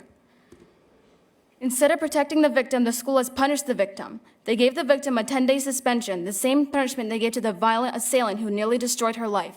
What message does this send? As a Muslim female student who is supposed to feel safe at my school, I don't. I would like to add that there have been numerous incidents reported in school and on the Say Something app that haven't been dealt with. Seeing how CMS has handled this situation and proved that many of those people don't know how to do their jobs and frankly are endangering our well-being as students by not having the proper training. The teacher in this class on that day is a perfect example of this. He did not try to help or defend her in a time where she desperately needed it. My friend was first being verbally harassed by the bully due to her religion and gender. When she called upon the teacher to intervene, he ignored it. If he had done something, none of this would have happened. The school's failure to seriously address this incident makes it much more likely that bullies will continue to harass female students.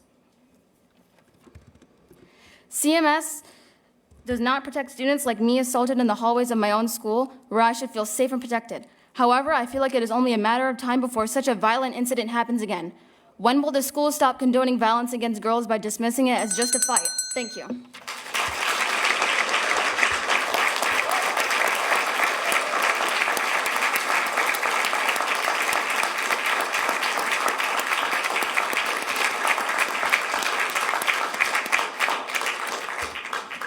Malia Ali.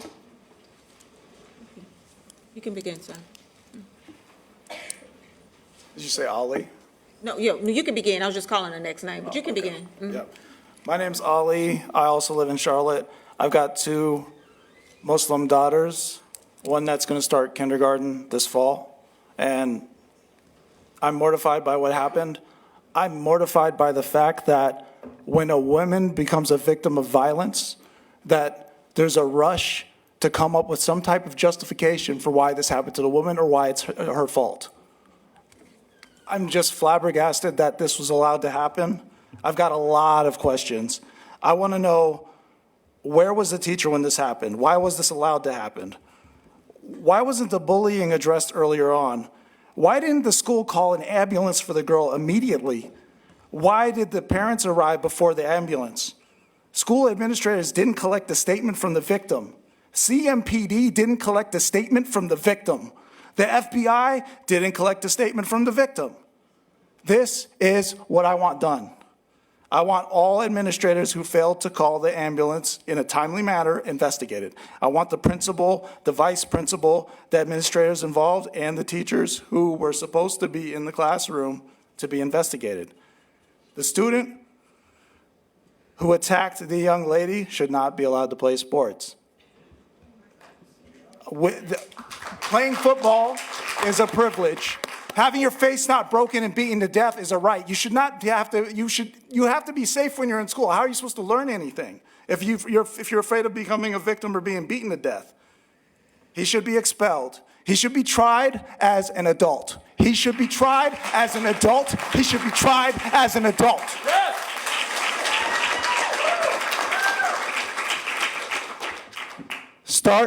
Start by getting a statement from the victim. Listen to the victim. Don't go to all of the friends of the football player to go and defend him first. This is cowardice. Thank you.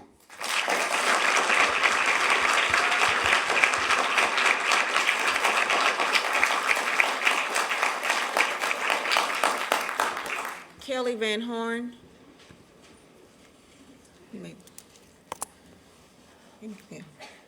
My name is Maliha Ali. I am a mother of students currently attending Ardrey-Kell High School. I am the proud mom of Mariam Zaini, who you just heard from.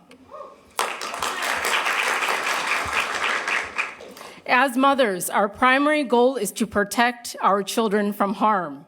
We send our children to school every morning, trusting the school has policies and protocols in place to support all students in a safe, inclusive educational environment, including fair discipline policies. CMS and Ardrey-Kell's policy of students reporting issues, incidents, or concerns to appropriate school officials or staff will only be effective if the school itself holds these reports with the utmost care and due diligence they deserve. A child should not be subject to a school environment where incidents of hate, violence, or identity-based aggression are allowed to continue by weak and negligent practices by school staff. All children deserve to be treated with respect and consideration, no matter the number of cases. It's alarming to me as a parent, the numerous testimonies I am hearing, spanning decades of cases of hate and aggression being reported by victims, using protocols put in place by the school, but unfortunately not pursued by school officials to hold aggressors and bullies accountable. Quite frankly, see something, say something will only work if school officials who know something do something.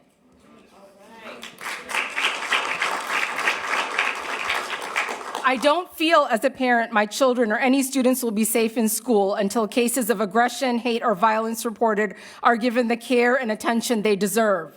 teachers who choose to ignore cases of bullying and violence, school resource officers who fail to protect victims, medical professionals not providing adequate care or immediately calling emergency medical services.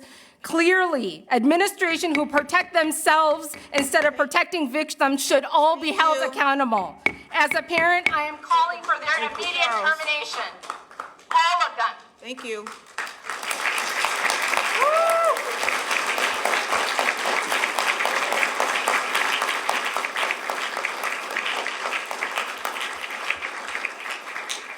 Betsy Fogelman.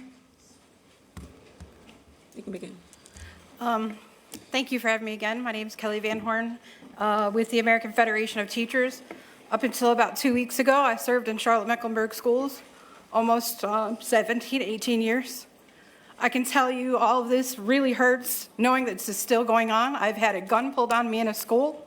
I protected a student and shielded a student and was investigated myself for assault. So when I hear a teacher did not protect a student, how many have and ended up under investigation? Because if we put our hands on a student, there will be an investigation, as there should be an investigation. Nobody should have their hands on anybody in a school.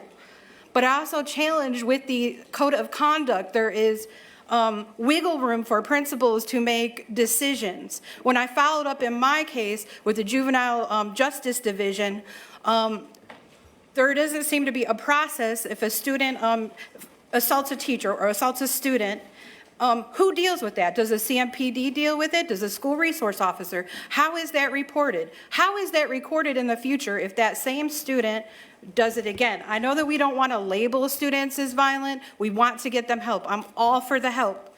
But I'm also for protecting the students that are in the school because our mission is to have a safe place of learning where we can grow together. And I really would like to come back and teach in my district, where I live, in my community. It was the students who encouraged me to leave to become part of a teachers union where we could collectively bargain, not just meet and confer.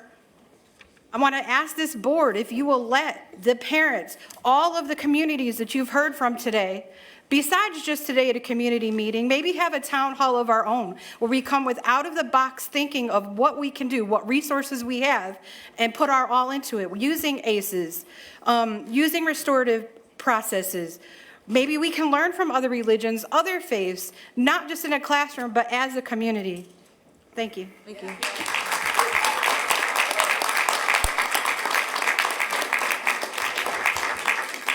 Brooke Weiss. Hi again. I would like to stick to the topic of just transparency from the board while talking about my original topic from earlier in the budget section with the topic of the teacher displacements that was not properly communicated.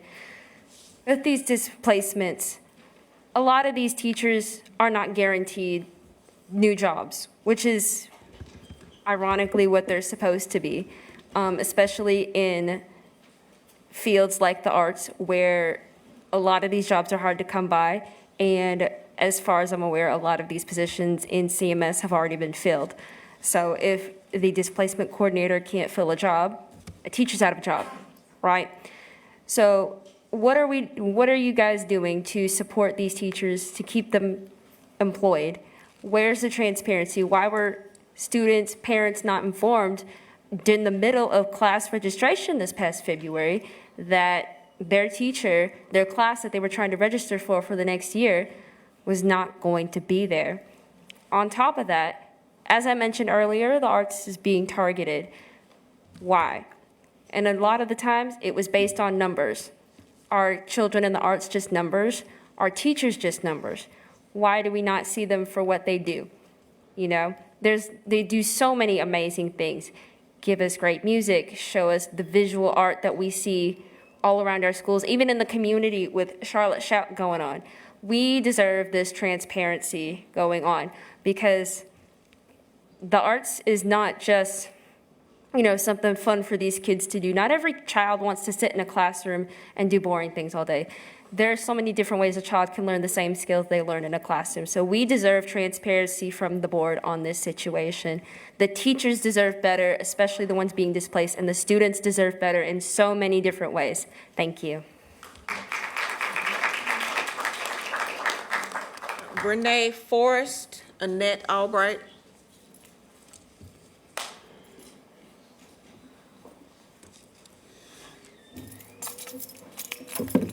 Hi again, it's me. I'm going to be redundant, but the things still need to be said.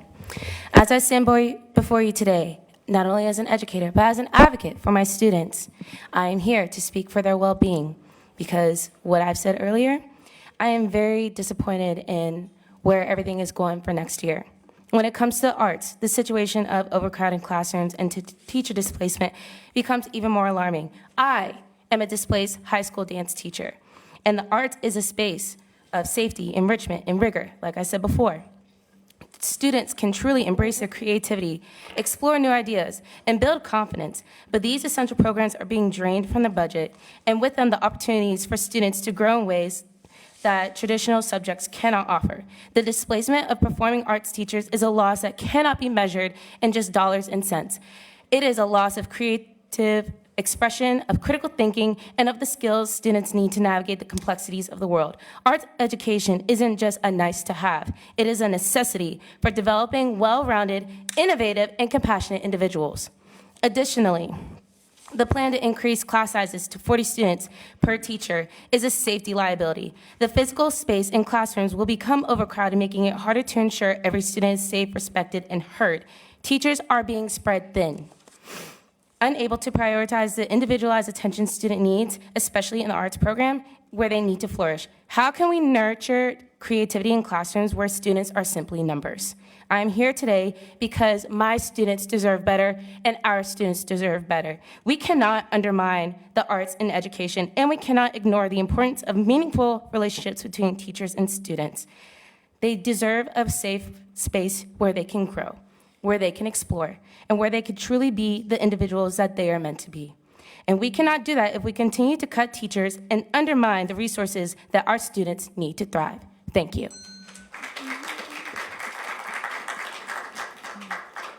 Roxana Deshawn Myrie. Ms. Albright, you can go. Hello, I am Annette Albright, and I've been here for a while tonight, and I've listened to everybody, and I can totally relate because I understand how it feels to be assaulted in a public school and then have it to be flipped that I was the person that instigated my own attack that left me with a concussion. I understand how it feels to have the district attorney to call you down to talk to you because a report of the incident was submitted to CMPD without a statement from me, the victim. So I'm not going to rehash all of that tonight because as you sit here with your stoic faces, I understand exactly where that information will go. So what I'm going to do is I'm going to tell you a story. I have two granddaughters. They're 2 and 3 years old, almost 3 and 4. They come to my house every single weekend. Their parents entrust me to take care of them. 2 different mothers. And when you get children together, things happen.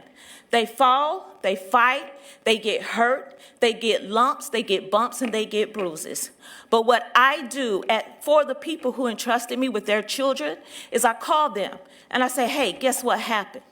And this is how it happened. And this is when, where, and why it happened. And I take full accountability. And I let them see their children. And I let them see the bruises. And if I need to, I call help to come and help them. And you know what happens? The parents trust me because I'm transparent. And they bring their kids back to me because they know that I'm making those kids a priority, and I'm not trying to look like grandmother of the year. And if CMS would show that type of humanity and transparency, you wouldn't have all these people in here tonight begging you to do it. Do your jobs. Put children first and stop simply saying that you're putting them first.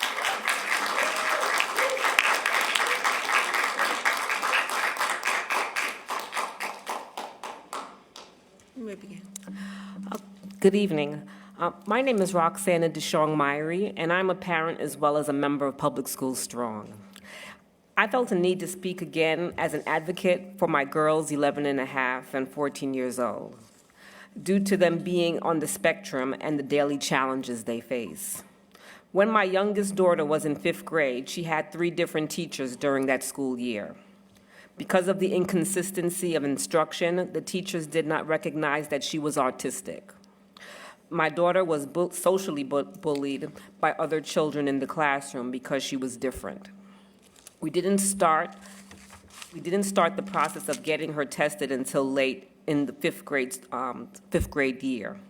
Teachers have to wear many hats in the classroom. The various roles can range anywhere from first aid reporter, tech support, secretary, mentor, counselor, event organizer, parent advisor. Teachers are leaving the profession because CMS doesn't pay enough is a real concern. I work in the pharmaceutical industry with 3 former teachers who left the profession. I place high value on teachers receiving a 10% increase in their supplemental pay.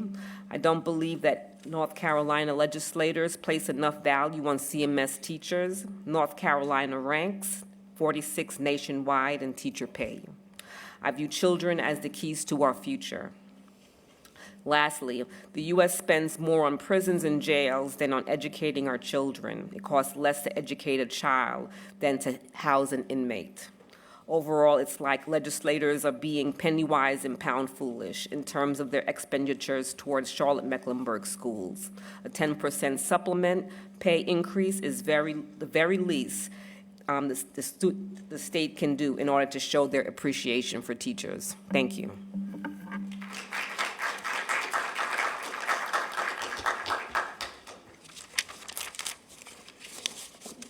That concludes our public comments for this evening. It is indicated to me that we need to take a 5-minute break before we go into the reports for this evening.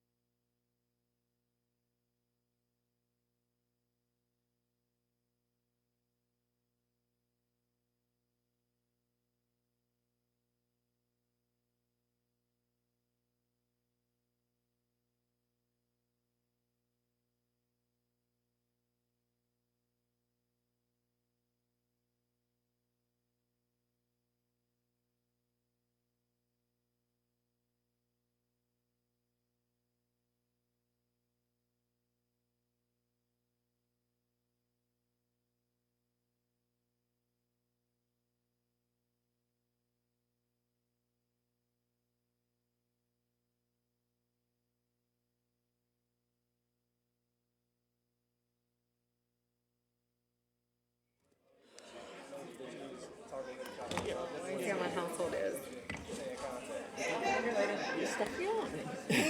What? These lights are. Okay, you need anything? You need something to drink? No, I'm good. It's chilly in here. Okay, it's not just me.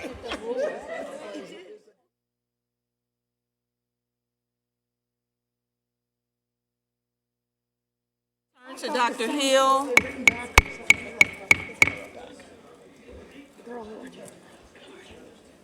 I turn to Dr. Hill for the voluntary separations and promotions through April 8th, 2025 report. As presented. Turn to Dr. Hill for the student outcomes focused governance monitoring report, Guardrail 1, interim measure 1.3. As presented. Turn to Dr. Hill for the student outcomes focused governance goal 3 overall, interim measure 3.1 and 3.2, grade 6 through 12 report. Thank you, Madam Chair and board members. Good evening. I am providing a brief presentation prior to your discussion this evening. This report is focused on Goal 3, interim measures 3.1 and 3.2. This is our first monitoring report for Goal 3 this school year. This report is timed later in the school year to be able to include the first benchmark results for students taking Math 1 in the second semester of the school year. We now have those scores and thus can report using a projection that includes all students who have taken or are taking Math 1 this school year.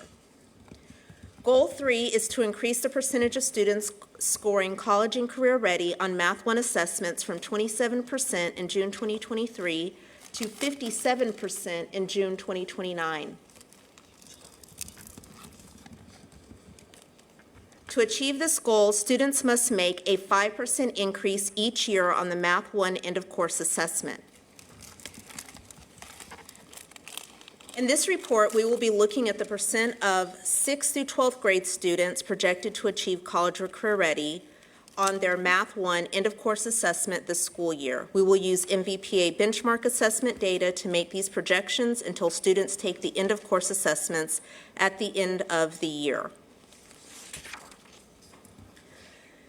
Based on student performance on the first benchmark of the school year, 31% of students taking Math 1 this school year are projected to be a level 4 or 5 on the end-of-course assessment. That is an increase of 3% over the actual Math 1 performance of students in grades 6 through 12 for the 23-24 school year. The target for this year is that 37% of students taking Math 1 are a level 4 or 5 on the Math 1 end-of-course assessment. Because our projection is higher than the actual performance last year, this data puts overall in a goal status of progressing as seen in the top right corner of this slide.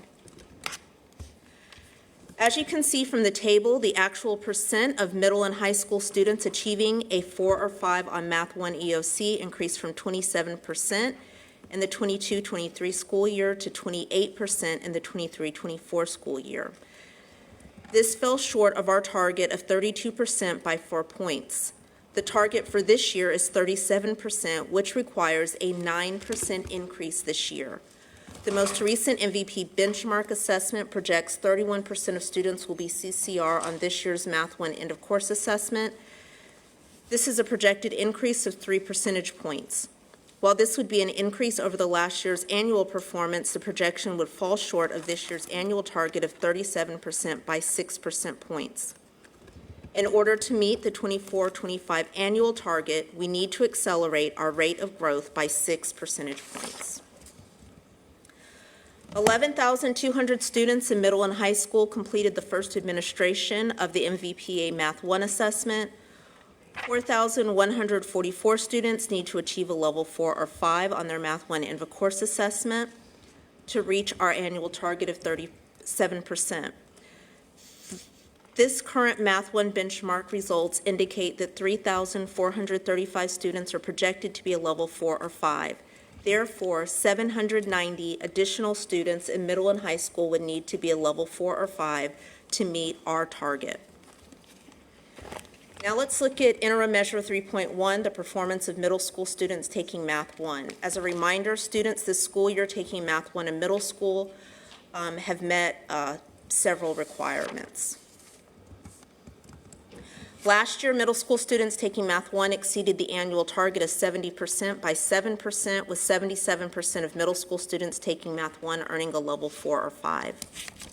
Based on the performance of middle school students on the first Math 1 benchmark of this year, 65% of middle school students taking Math 1 this school year are projected to be a level 4 or 5 on the end-of-course assessment. As you can see from the table, the actual percent of middle school students achieving a 4 or 5 on the Math 1 EOC increased from 65% in the 22-23 school year to 77% in the 23-24 school year. This exceeded the target of 70% by 7 points. The target for this year is 75%. 3,407 middle school students completed the first administration of the MVPA Math 1 assessment. 2,556 students need to achieve a level 4 or 5 on their reading end-of-grade assessment this year for us to achieve our annual target of 75%. The first MVPA benchmark assessment results indicate that 2,218 students are projected to be a level 4 or 5. Therefore, 338 additional middle school students would need to achieve a level 4 or 5 on Math 1 to achieve our target. Now let's take a look at Measure 3.2, which is high school students taking Math 1. Based on the Math 1 student performance on the first benchmark of this year, 16% of high school students taking Math 1 this school year are projected to be a level 4 or 5 on the end-of-course assessment. That's an increase of 7% over the actual Math 1 performance of high school students for last school year. The target for this year is 19% of high school students in Math 1 are scoring a level 4 or 5 at the end of the year. As you can see from this table, the actual percentage of high school students achieving a level 4 or 5 remained flat from 9% in the 22-23 school year to 9% in the 23-24 school year. This fell short of the target of 14% by 5 percentage points. The target this year is 19%. 7,793 high school students completed the first administration of the Math 1 benchmark, either first semester or second semester or in the year-long course. 1,481 students need to achieve a level 4 or 5 on their Math 1 end-of-course assessment. The current MVPA Math 1 benchmark results indicate that 1,217 students are projected to be a level 4 or 5. Therefore, 264 additional high school students would need to be a level 4 or 5 on the end of this year, end-of-course assessment to achieve our target of 19%. And Madam Chair, I'll turn it over to you to facilitate questions. Thank you, Dr. Hill. Board members will follow our usual cadence in looking backwards first. Board membership. As we look at the middle school data for our Math 1 students, and they're where they are now, 65%, and you're looking at a total of almost 10% more, but it looks like they're showing improvement. How do you think the elementary school math curriculum has supported this or has been a barrier to really move these students? Thank you, Ms. Shipp. Up until this year, we were using a different math program, and that math program really was more traditional in nature. It was more of an I do, we do, you do model with a gradual release of responsibility. The new math program that we're using actually is more problem-based, and so students have the opportunity to launch, explore, and then discuss. So basically what that means is the teacher begins the lesson launching it. Students have an opportunity to explore different ways to solve problems. And then at the end, they have a discussion and the teacher addresses any misconceptions. So the new curriculum that we're using in elementary will be more aligned to support students with that higher level thinking. I'm not going to follow up now. Thank you. All right. Board member Monterey Duval. Thank you, Dr. Hill. Which strategies implemented last quarter had the most impact on growth, and how do we know? Page 16.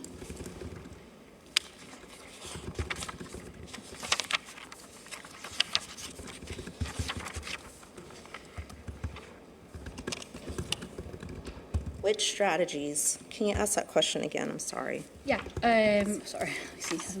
Which strategies implemented last quarter had the most impact on student growth, and how do we know? Page 16.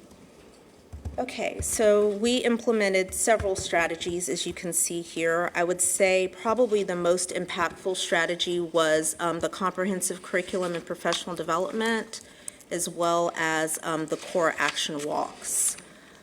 Those definitely would be the most impactful. We know that they're impactful because the use of the curriculum, of course, would be aligned to standards. And then when our team goes in to do the classroom walks, they're able to look at what the students are doing, look at what the teachers are doing, and seeing how that is aligned to the standards. So those would be the most impactful. In terms of professional development, the team has worked really hard to support our master teachers, and then our master teachers are going back and implementing professional development at the school level. One of the things in terms of professional development that the team has done is they are modeling their professional development with the Launch, Explore, Discuss model. That's how they're delivering the professional development. So the teachers are actually experiencing what the students should be experiencing in the classroom, which allows them to be participants in what students should be experiencing. And then master teachers go back and work with teachers either in their PLC or side-by-side coaching. And then I would say, I'll answer the next, well, yes, I was going to say one more thing that we're doing looking forward, but I'll reserve that response. Okay. Thank you. All right, Dr. Witherspoon. Yeah, thank you. My question is sort of overall for the report. Obviously, I want to acknowledge the progress made at the middle school level. My question is, what's the difference between the middle school and high school, and as far as strategy, and how can the progress seen in middle school, college and career readiness improvements be, or can they be replicated? Are there transferable strategies to high school, seeing the progress made at the middle school level? Thank you for that question, Dr. Witherspoon. So when students take Math 1 at the middle school level, Math 1 is a high school course, of course. So if students are taking Math 1 at middle school, then those students are advanced, or they should be advanced. When students are taking Math 1 at high school, they are typically on grade level or perhaps below grade level. So let me just start with saying there's nothing wrong with a high school student taking Math 1 in high school. That's when they're supposed to take it. So students aren't behind if they're taking Math 1 in 9th grade. But same thing, if students are taking Math 1 in middle school, they're advanced learners. What we do know, however, though, is that many strategies that we use for advanced learners can be similar strategies that we can use with on-level students. So there is a lot of learning that we can take from that. The other thing that I would say, in my opinion, is if we have students that are taking Math 1 in middle school, they should be scoring a level 4 or 5 because they are, by nature, they should be advanced learners. So while we are seeing gains, it's great, we celebrate those gains, but we all acknowledge that students in middle school, the vast majority of those students should be scoring a level 4 or 5. All right. Okay. Vice Chair Rankin. So in response to our technical and tactical questions that we submit ahead of time, part of my question was some data on Math 1 performance, specifically around grade level proficiency in college and career readiness scores. The data shows that more of our students are scoring at the grade level proficient range than at the college and career ready level. Assuming this trend continues in the 24-25 school year, can you help us understand why some of the students are scoring at the grade level proficient but kind of falling short at the college and career level for Math 1? Yes, sir. So what our data tells us is that our students are doing better on our DOK, which is depth of knowledge 1 and 2 questions. But when it comes to our depth of knowledge 3 questions, not as much. So We don't actually have that chart in this report, but if you'll recall, I've talked a lot about like the depth of knowledge questions and how the higher the DOK level, a 3 or 4, they're much more rigorous. Students are required to do more. The answer is not completely clear. So what we're finding in our data is our students are doing better on the DOK 1 and 2 questions, but we're not doing as well on the DOK 3 questions. The other thing that we are not quite sure the number of questions that students have to answer correctly between GLP and CCR. It's a very narrow number. But what the data does point to is that we need to do better with our DOK 3 questions, and the strategies that I spoke of earlier really lend themselves to making sure that students are scoring higher. Thank you. Board Member Easley. Evening. I am looking on slide 24 regarding Project 14 attendance. It's in the strategy section.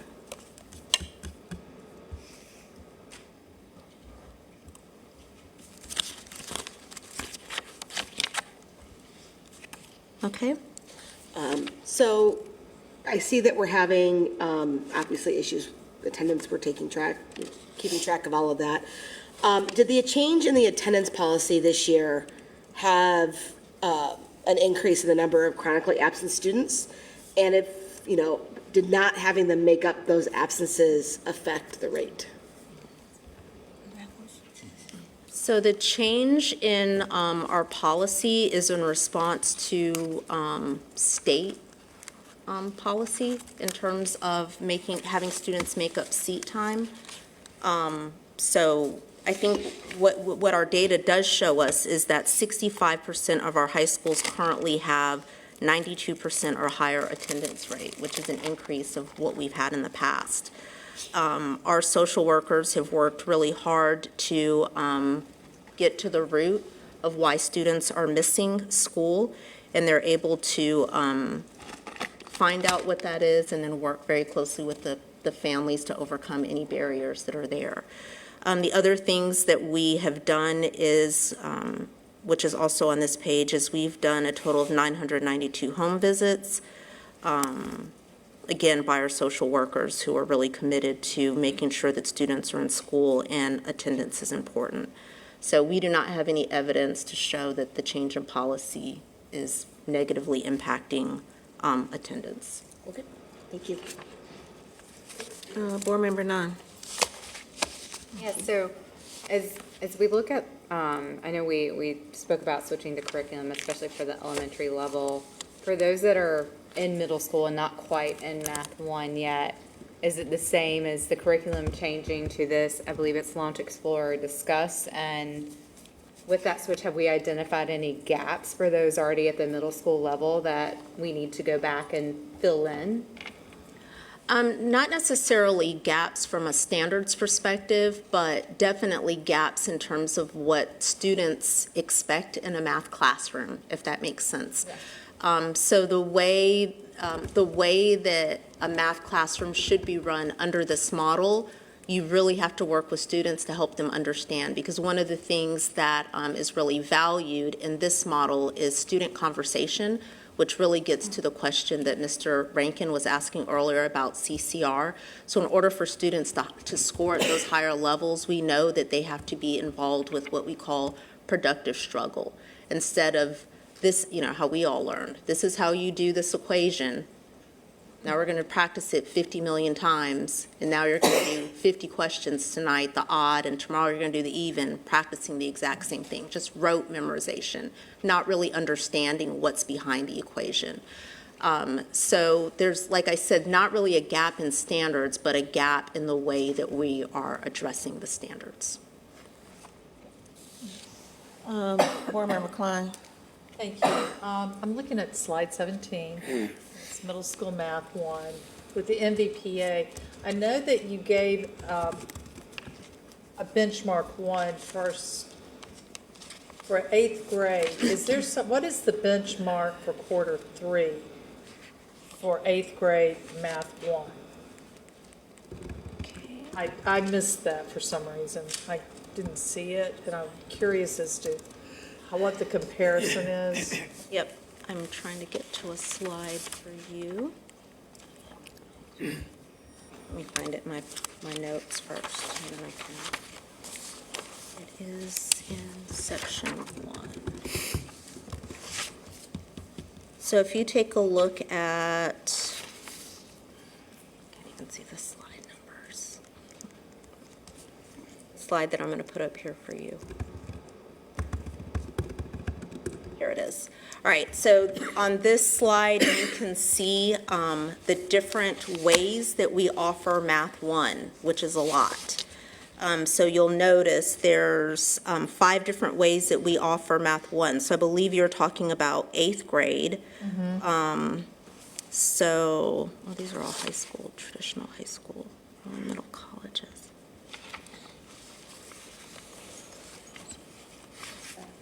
Do we have the same slide for middle school? I'm missing it.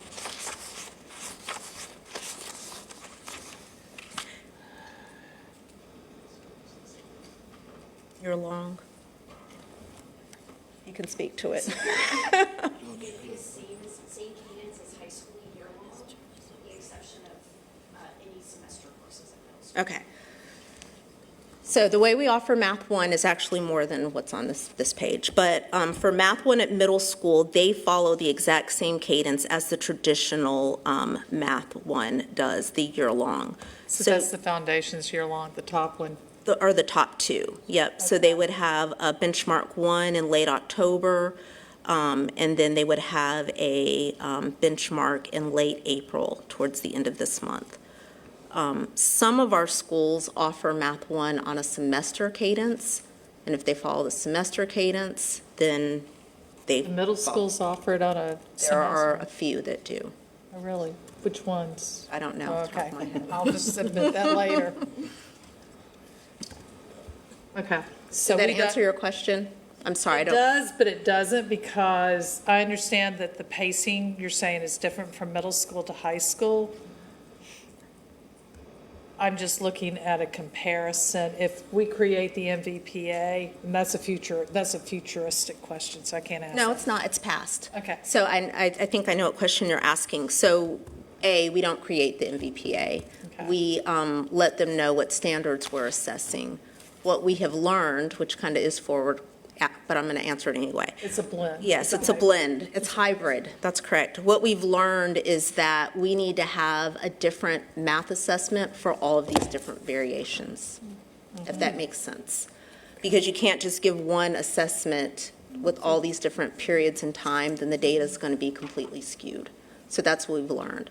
So next year we will have, it's basically the same assessment, but it's the same assessment, but what's actually delivered to students in terms of benchmark 1 will be based on the actual pacing for that specific course. So we'll have a better understanding Yes. of that's where Yeah, so what our team has had to do is go back and dig in and pull out questions. We didn't teach this, we did teach this, we didn't teach this, which is why the numbers are very wonky.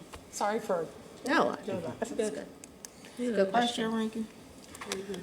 Still looking backwards. Looking at slide 22, the project 10 is around one of the strategic adjustments for quarter 3 and 4 in that column, which is the third bullet point, is to support school teams with increasing progress monitoring efforts for students identified as needing supplemental or intensive intervention. Can you speak to the specific adult or staff behaviors that were observed which signal this is an area needing adjustment? So when our teams go in to do their core action walks, they're very intentional in terms of knowing who the students are in the classroom and what they should be doing in terms of not only the work they're doing, but perhaps how students should be grouped. So the behaviors that we would be taking a look at is who are the students, are they on or off grade level, and should they be in a small group, perhaps with a teacher, or in a small group doing work that would be addressing their needs. And so that has led us to the strategic adjustment that's listed here in terms of working with our school teams to make sure that they have appropriate intervention plans in place for students. Can I do a quick follow-up? How will we measure the impact of this adjustment, if it's effectively, and how it's effectively improving student support and outcomes? Well, at this point in time, we wouldn't necessarily be looking at impact. We would be looking more so at implementation, because you have to first look and see if people are actually doing it before you can start measuring how impactful it is. So what we're really looking for now is, we know who the students are, we go in the classroom, they should be doing this in a small group, or this is what it should look like. Are they actually doing it? And then we start measuring impact. Because of course the impact the first thing is, are they doing it? And then the next part is, are they doing it well? Okay. Board Member Shipp. That, I can lead kind of into that, what Vice Chair Rankin was talking about, but my question really is, we know secondary math, first of all, has been identified as a high needs vacancy area. It's just critical needs area. So how much support, when you were talking about going in the classroom, are teachers getting that are new to this field, they're alternatively licensed, and then we have vacancies, and we have substitutes even in the classroom, and maybe long-term. And we think about those Math 1 students that you mentioned coming in, they're taking Math 1. So how are we able to really support all of that? Well, right now we only have 8 secondary math vacancies across the district, which is comparatively low compared to what we've had in the past.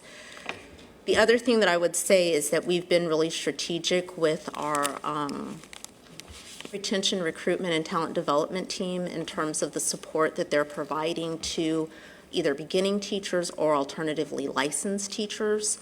Those folks are working very closely, and future-facing will be working even closer in terms of making sure that we are providing the appropriate level support to those teachers, because obviously teachers that are new to the profession or alternatively licensed do have to have a different level of support than, of course, a veteran teacher would.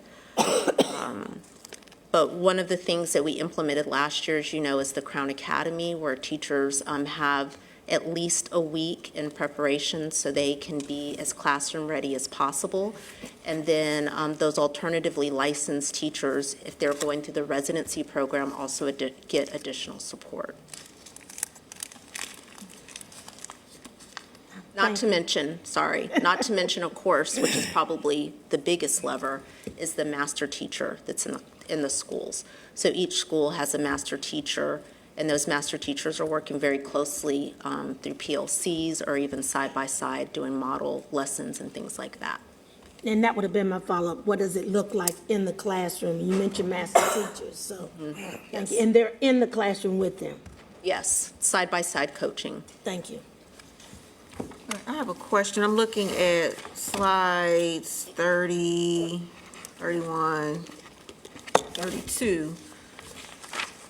And it looks like we're not necessarily having any gains between the disparities between student groups. So the gaps are still wide between white and black students, for example. So I'm gonna ask the question, it's gonna be a double question. So what have you noticed that's attributed, do you track this? I know you track the data amongst school and amongst student groups as well. Is there a trend that you notice that is contributing to the lack of gains between schools and between student groups? No, we've not. We are tracking the data, but we've not done that level of analysis. And there's a couple of reasons. Number one, I already spoke to, is the assessment in of itself was wonky, right? So it's really hard to dig deep into what especially this means. The other thing that I would say is this is the first year of these goals, specifically when you talk about middle school. And so previously, has not been a middle school goal. That doesn't mean that we weren't working with middle schools, but we definitely were not as focused. So in terms of principal supervision, those folks, as you know, were pre-K-12. Now we have folks that are focused on middle school. And then in our learning and teaching division, we did not have a director that was focused on middle schools. We now have that. The person that we had is still with us, but she was stretched for secondary, middle, and high school. Now that person just does high school, and we have somebody else just doing middle school. So to answer your question, we've put a lot of strategy into just working on middle school in general, obviously because of Goal 2 and Goal 3, but we have not done a deep analysis in terms of gaps because we're just trying to implement basic expectations across the board. Now, again, I want to be clear. I'm not saying that middle schools have not been doing what they're supposed to do. I'm not saying that. What I'm saying is we have not been organized to support middle schools as we should in the past. Any other backwards looking questions? All right, forward facing. Okay, it's a long question, so sorry in advance. Okay, how are we going to determine whether MTSS or multi-tiered systems of support interventions are effectively closing instructional gaps for our multilingual learners? And what measures are in place to ensure their specific needs are being met as we approach the final Math 1 benchmark? And to the public, the reason I'm asking that is because, like, I think this is my perception, like math, you're not really teaching English language in math, so I feel like students tend to struggle with that more often. So I'm curious, like, how are we teaching ML learners math, and then how does that relate to MTSS and how we're leveraging that? Yes, so in terms of MTSS, we're taking a look at students' response to instruction. So ideally, 80% of students should be responding positively to core instruction. If they're not, we're going to provide them core plus more. So we're going to give them core instruction, and then we're either going to give them supplemental and or intensive intervention. So the way that we know that, the way that we track that is we use multiple data points to identify students that are not where they need to be. We don't just look at one assessment, we look at multiple assessments. And then based on that data, students receive a standard treatment protocol. As part of that standard treatment protocol, we have progress monitoring. So there's a progress check-in for those students that are receiving MTSS Tier 2 or Tier 3 interventions. We're checking on them. And then the other thing that I would say that we are doing district-wide is we have specialists that are going in directly to work with students at least 3 times a week, and that started the first or second week in March, I believe. So we are all hands on deck to make sure that we are supporting students to get through the end of the year. A follow-up. But specifically to ML learners, is part of these interventions like language intervention or like help with math? Well, are we translating the homework? Like, I'm just having a hard time understanding. Yeah, no, we're not necessarily translating the work, but we put in scaffolds and supports to help students access the core curriculum. So we're not watering down the curriculum or anything like that, but our ML department works, our multilingual department works really closely because they're a part of learning and teaching in terms of building out those scaffolds within the units to support students. So students have access, it's in this deck here somewhere. I know the team's like, why don't you just go to the slide and show them? Let's see here. So there are a ton of resources that start in section 3 of the appendix in terms of all of the toolkits that we have in place to support classroom teachers through professional development and everything that we're doing to support them, all of the resources that we have here. So these are all the resource hubs. that teachers have access to. The other thing that we've put in place is some videos to support teachers and students as well. So those are the strategies that we're using to support the students. Thank you, Dr. Hill. Iris Bailey? Thank you. I follow up on what she's saying. I guess I'm wondering, English-speaking children learn math by doing it in English. Do our multilingual students learn math in English, or do they learn it in their own language, or how, or are they learning English by doing math in English versus doing it in their own language? It's in English. It's in English? Yes, ma'am. Okay, so they're learning math and English math. I can't even say that correctly, but you get what I'm saying. Yeah. They're learning the process by learning it in English, so they're learning English as well as learning the math process. Yes, that's correct, because we have over, I believe, 135 different languages that Yeah, I are know. spoken. That's what I was trying to figure out. You can't well, I would think it would be more difficult to try to teach math in their language, in all of those different languages, rather than just trying to help them learn how to do it in English. Okay. Yeah, so they're instructed in English, and then our teachers use multiple strategies to allow them to be able to access the curriculum. Vice Chair Rankin? I know in general, it's well documented that family and community engagement has a positive impact on student achievement. Looking at slide 27, project 35, around the Family Academy, can you elaborate on how this strategy aligns specifically with Goal 3 of our strategic plan? And what metrics or evaluation methods are in place to demonstrate that this project is effectively contributing to improved Math 1 student outcomes? Well, one of the things that we consistently hear is that we need, as you stated, research, but then also community and board and staff have said we need to do everything we can to help parents so they can work closely with their students. So that's what we're doing. But we're doing. I know we're doing Family Academy. It's great work. Right. Phenomenal work. But I'm talking about specifically how it's strategically aligned to the Math 1 goal, and can we see how it's improving Math 1 outcomes? Yeah, so it is strategically aligned. So on that slide, there are specific courses that are listed that are specifically aligned to this goal. And the team has really gone back and changed course and adjusted to make sure that the work that they're doing is goal aligned. So alignment to goals, it's not just broad, but it is aligned to goals. So on that slide, there's a list of all of the courses, all of the things that we're doing in Family Academy that are aligned to Goal 3.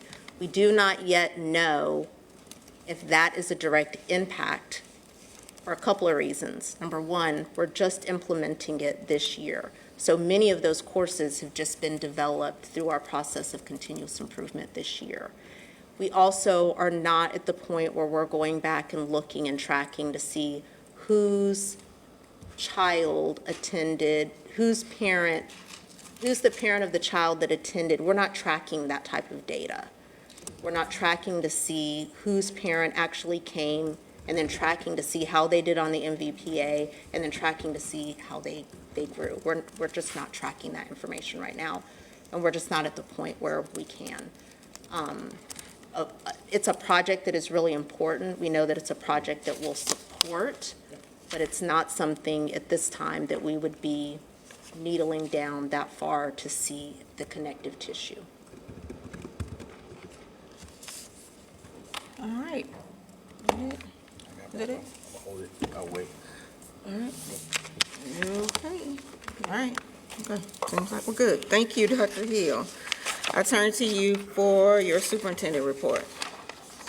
Thank you, Madam Chair, and good evening. My report tonight will include examples of excellence displayed in each of our 4 pillars. For academics, we are so excited that Charlotte-Mecklenburg school students and their artwork was featured at Charlotte Shout during its opening weekend last weekend. It was inspiring, and performances dazzled attendees. Charlotte Shout is an annual celebration of the city's art, culture, and community, and it's a sensory feast for all ages with more than 200 events and attractions that take place in Uptown Charlotte. For people excellence, I'd like to say congratulations to Dr. Ingrid Medlock, who is our Chief of Staff and Community Engagement, on her selection as the recipient of the Dr. Samuel Houston Leadership Award from the North Carolina School Superintendents Association. This annual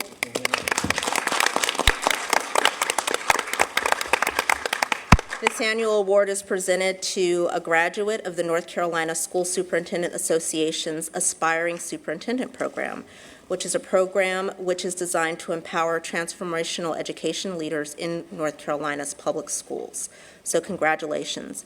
I'd like to also say congratulations to Detective Wes Eubank. This is his last board meeting. He will be retiring at the end of, is Wes still in here? There he is. Oh, there he is.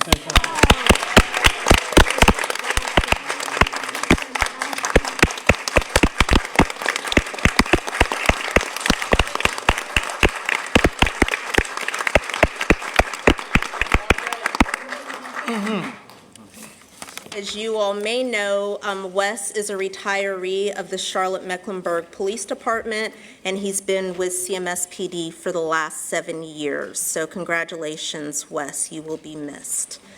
Congratulations to our 2024 teacher and teacher assistants and beginning teachers of the year finalists. We will recognize these outstanding professionals and announce our district winners at our annual Gem Awards next month. Please visit our district website for the listing of our finalists and all of our school winners. We'd like to remind everyone that next week is spring break for our traditional schools. Our schools will be closed to and district offices will be closed to the public. April is National Volunteer Month. Charlotte-Mecklenburg Schools is grateful to our volunteers who so generously give of their time, talents, and treasures to support our students. Thank you so much for the work that you do. I want to remind our students that our student engagement survey is open through April 11th, which is this Friday. Students in grades 5 through 13 are eligible to participate. The survey asks for feedback on school climate, safety, and self-efficacy. Our schools are strongest when we listen to stakeholders, including our students. The survey is optional, so if you're interested, please complete it. Thank you so much for your attention, and this concludes my report. Thank you. Turn to board members for their reports. Board Member Monterey Duval. Hi, everyone. Just wanted to share a quick update of what I've been up to over the past quarter in the community. I had the chance to attend the National School Board Association Legislative Conference in D.C., where we got updates on federal education policy and connected with board members from across the country. I always leave that conference with 2 big takeaways. First, how many of us are facing similar challenges, and second, just how far ahead CMS is in so many areas. Not to sound arrogant, but we really are doing some amazing work, and it's something to be proud of. Back home, I had the honor of attending the Despierta Gala. It's a nonprofit Charlotte-based organization that's doing incredible work to support Latina youth and immigrant women, especially through their Bonita Rising program, which partners with CMS to serve Latina students in grades 6 through 12. The program focuses on emotional wellness, self-esteem, academic support, and cultural pride, all through a lens that is culturally affirming and deeply empowering. They've grown from serving just 6 schools to now having a wait list of 16. That's a testament to both the need and the real lasting impact they're having. They're a small but mighty team, and estoy orgullosa de ustedes. One of the highlights of my quarter was spending a Saturday morning with the Girl Scouts Hornets Nest. Thank you to the League of Women Voters and their Voter Girl program. I got to speak with a group of amazing young women, and we talked about what it's like to run for office, and honestly, I hope to get to vote for them someday. We also held our first Community and Capital Bond Committee meeting of the year, where we received updates on bond-funded projects, reviewing project timelines, progress, and any potential delays. We looked at budget allocations, expenditures. Thank you to CMS staff, partners, and Mecklenburg County voters for passing this historic bond. Your investment in our schools matter, and we take that trust seriously. Please visit cmsbondconstruction.com for monthly updates. And lastly, I wrapped up the quarter attending CMS's What's Your E?, where we celebrated students who are enrolled, enlisted, and employed. Great work. And with that, that concludes my board report. Thank you. Board Member Byers-Bailey. Good afternoon. I've attended some of that stuff too. I shortened it too. But the thing that I enjoy the most, and I try to do it every time they're out there, is to attend the games that they have for our special needs students. And the game that I enjoy the most is kickball. Not because well, some of you know I don't do sports, but when I was in elementary school, that was my favorite game. And to watch those kids trying their best, they will kick that ball and then they don't know which way to run. And somebody has to take them race them to the next base. And then one little fella, he was bigger than the rest of the little guys. He kicked that ball and it went way out. And he was just thrilled. He was running those bases all by himself. I just am over the moon. The two things I'm over the moon: robotics and kickball. What do I have next on here? Ms. Silverstein. So I did write a whole paper, but I'm just going to keep it short and sweet. So my main things, I just had 3 things. The first is cleanliness in the bathroom. I know just hearing from multiple students is that multiple sinks just don't work or the soap's never refilled. And I feel like most importantly is we have air dryers, but I know I don't use them because I saw something online at one time that it just reuses the air in the bathroom. So implementing maybe paper towels. Another thing is the amazing new absence policy that we have, but I know one struggle with it has been that with exemptions, it doesn't include when you go to the doctors. So for example, if I have to leave early and I don't go to chemistry because I have a checkup, that absence still counts towards my absences for exemption, which the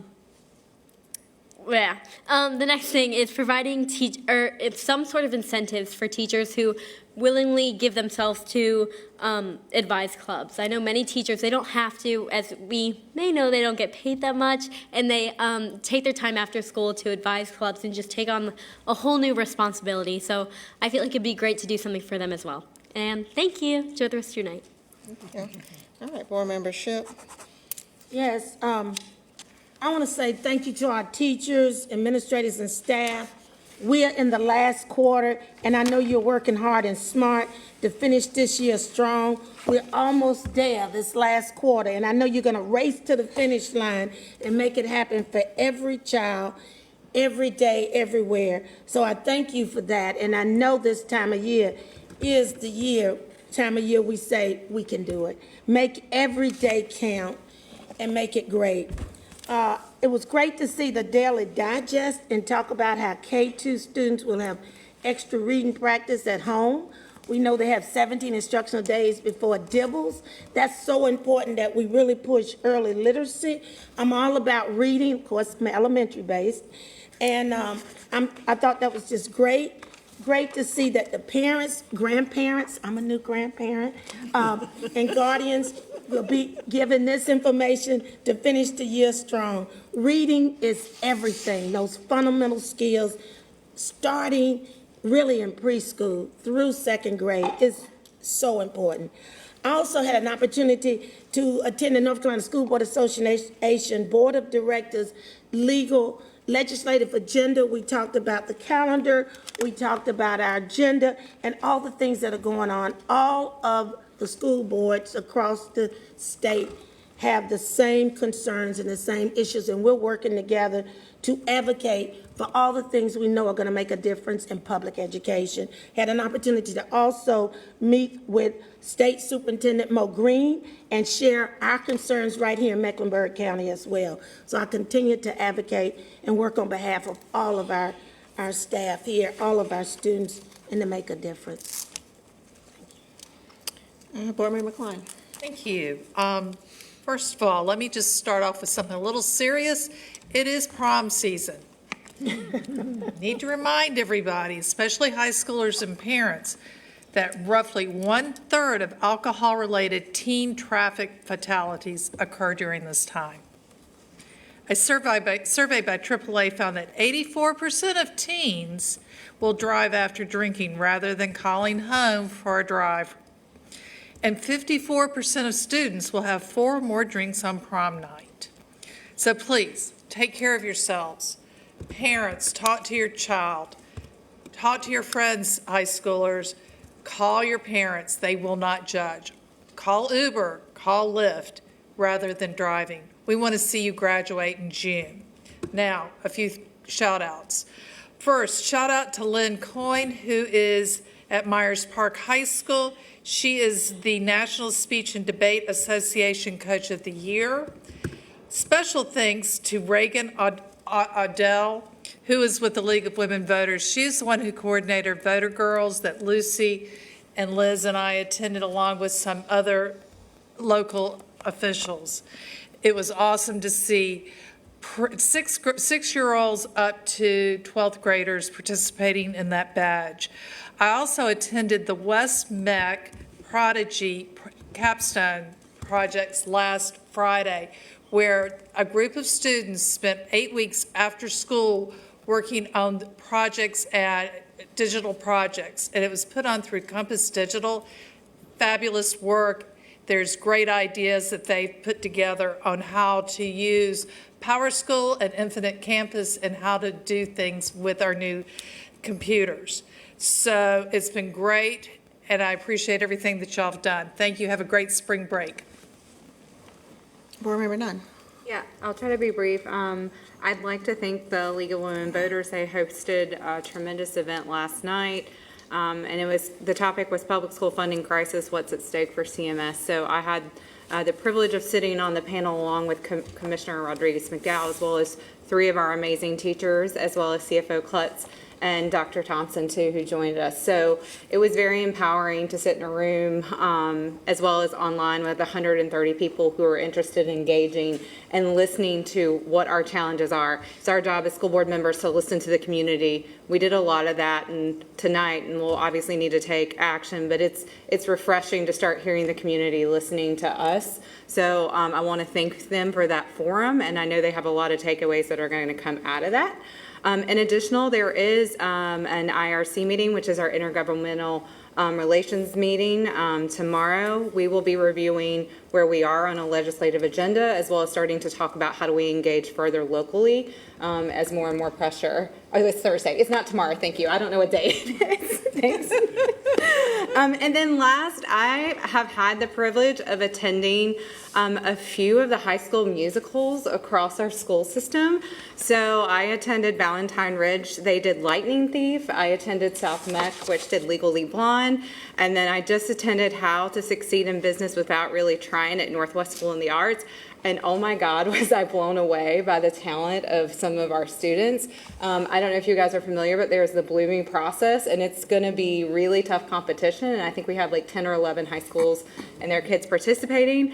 But all I can say is, like, wow, some of the educators that we have in the arts here are absolutely tremendous. It was a 3-hour musical with a full orchestra at Northwest School of the Arts and a full stage production, dancing, singing, acting, and I felt like it was just one step away from Broadway. So shout out to all those teachers and directors there.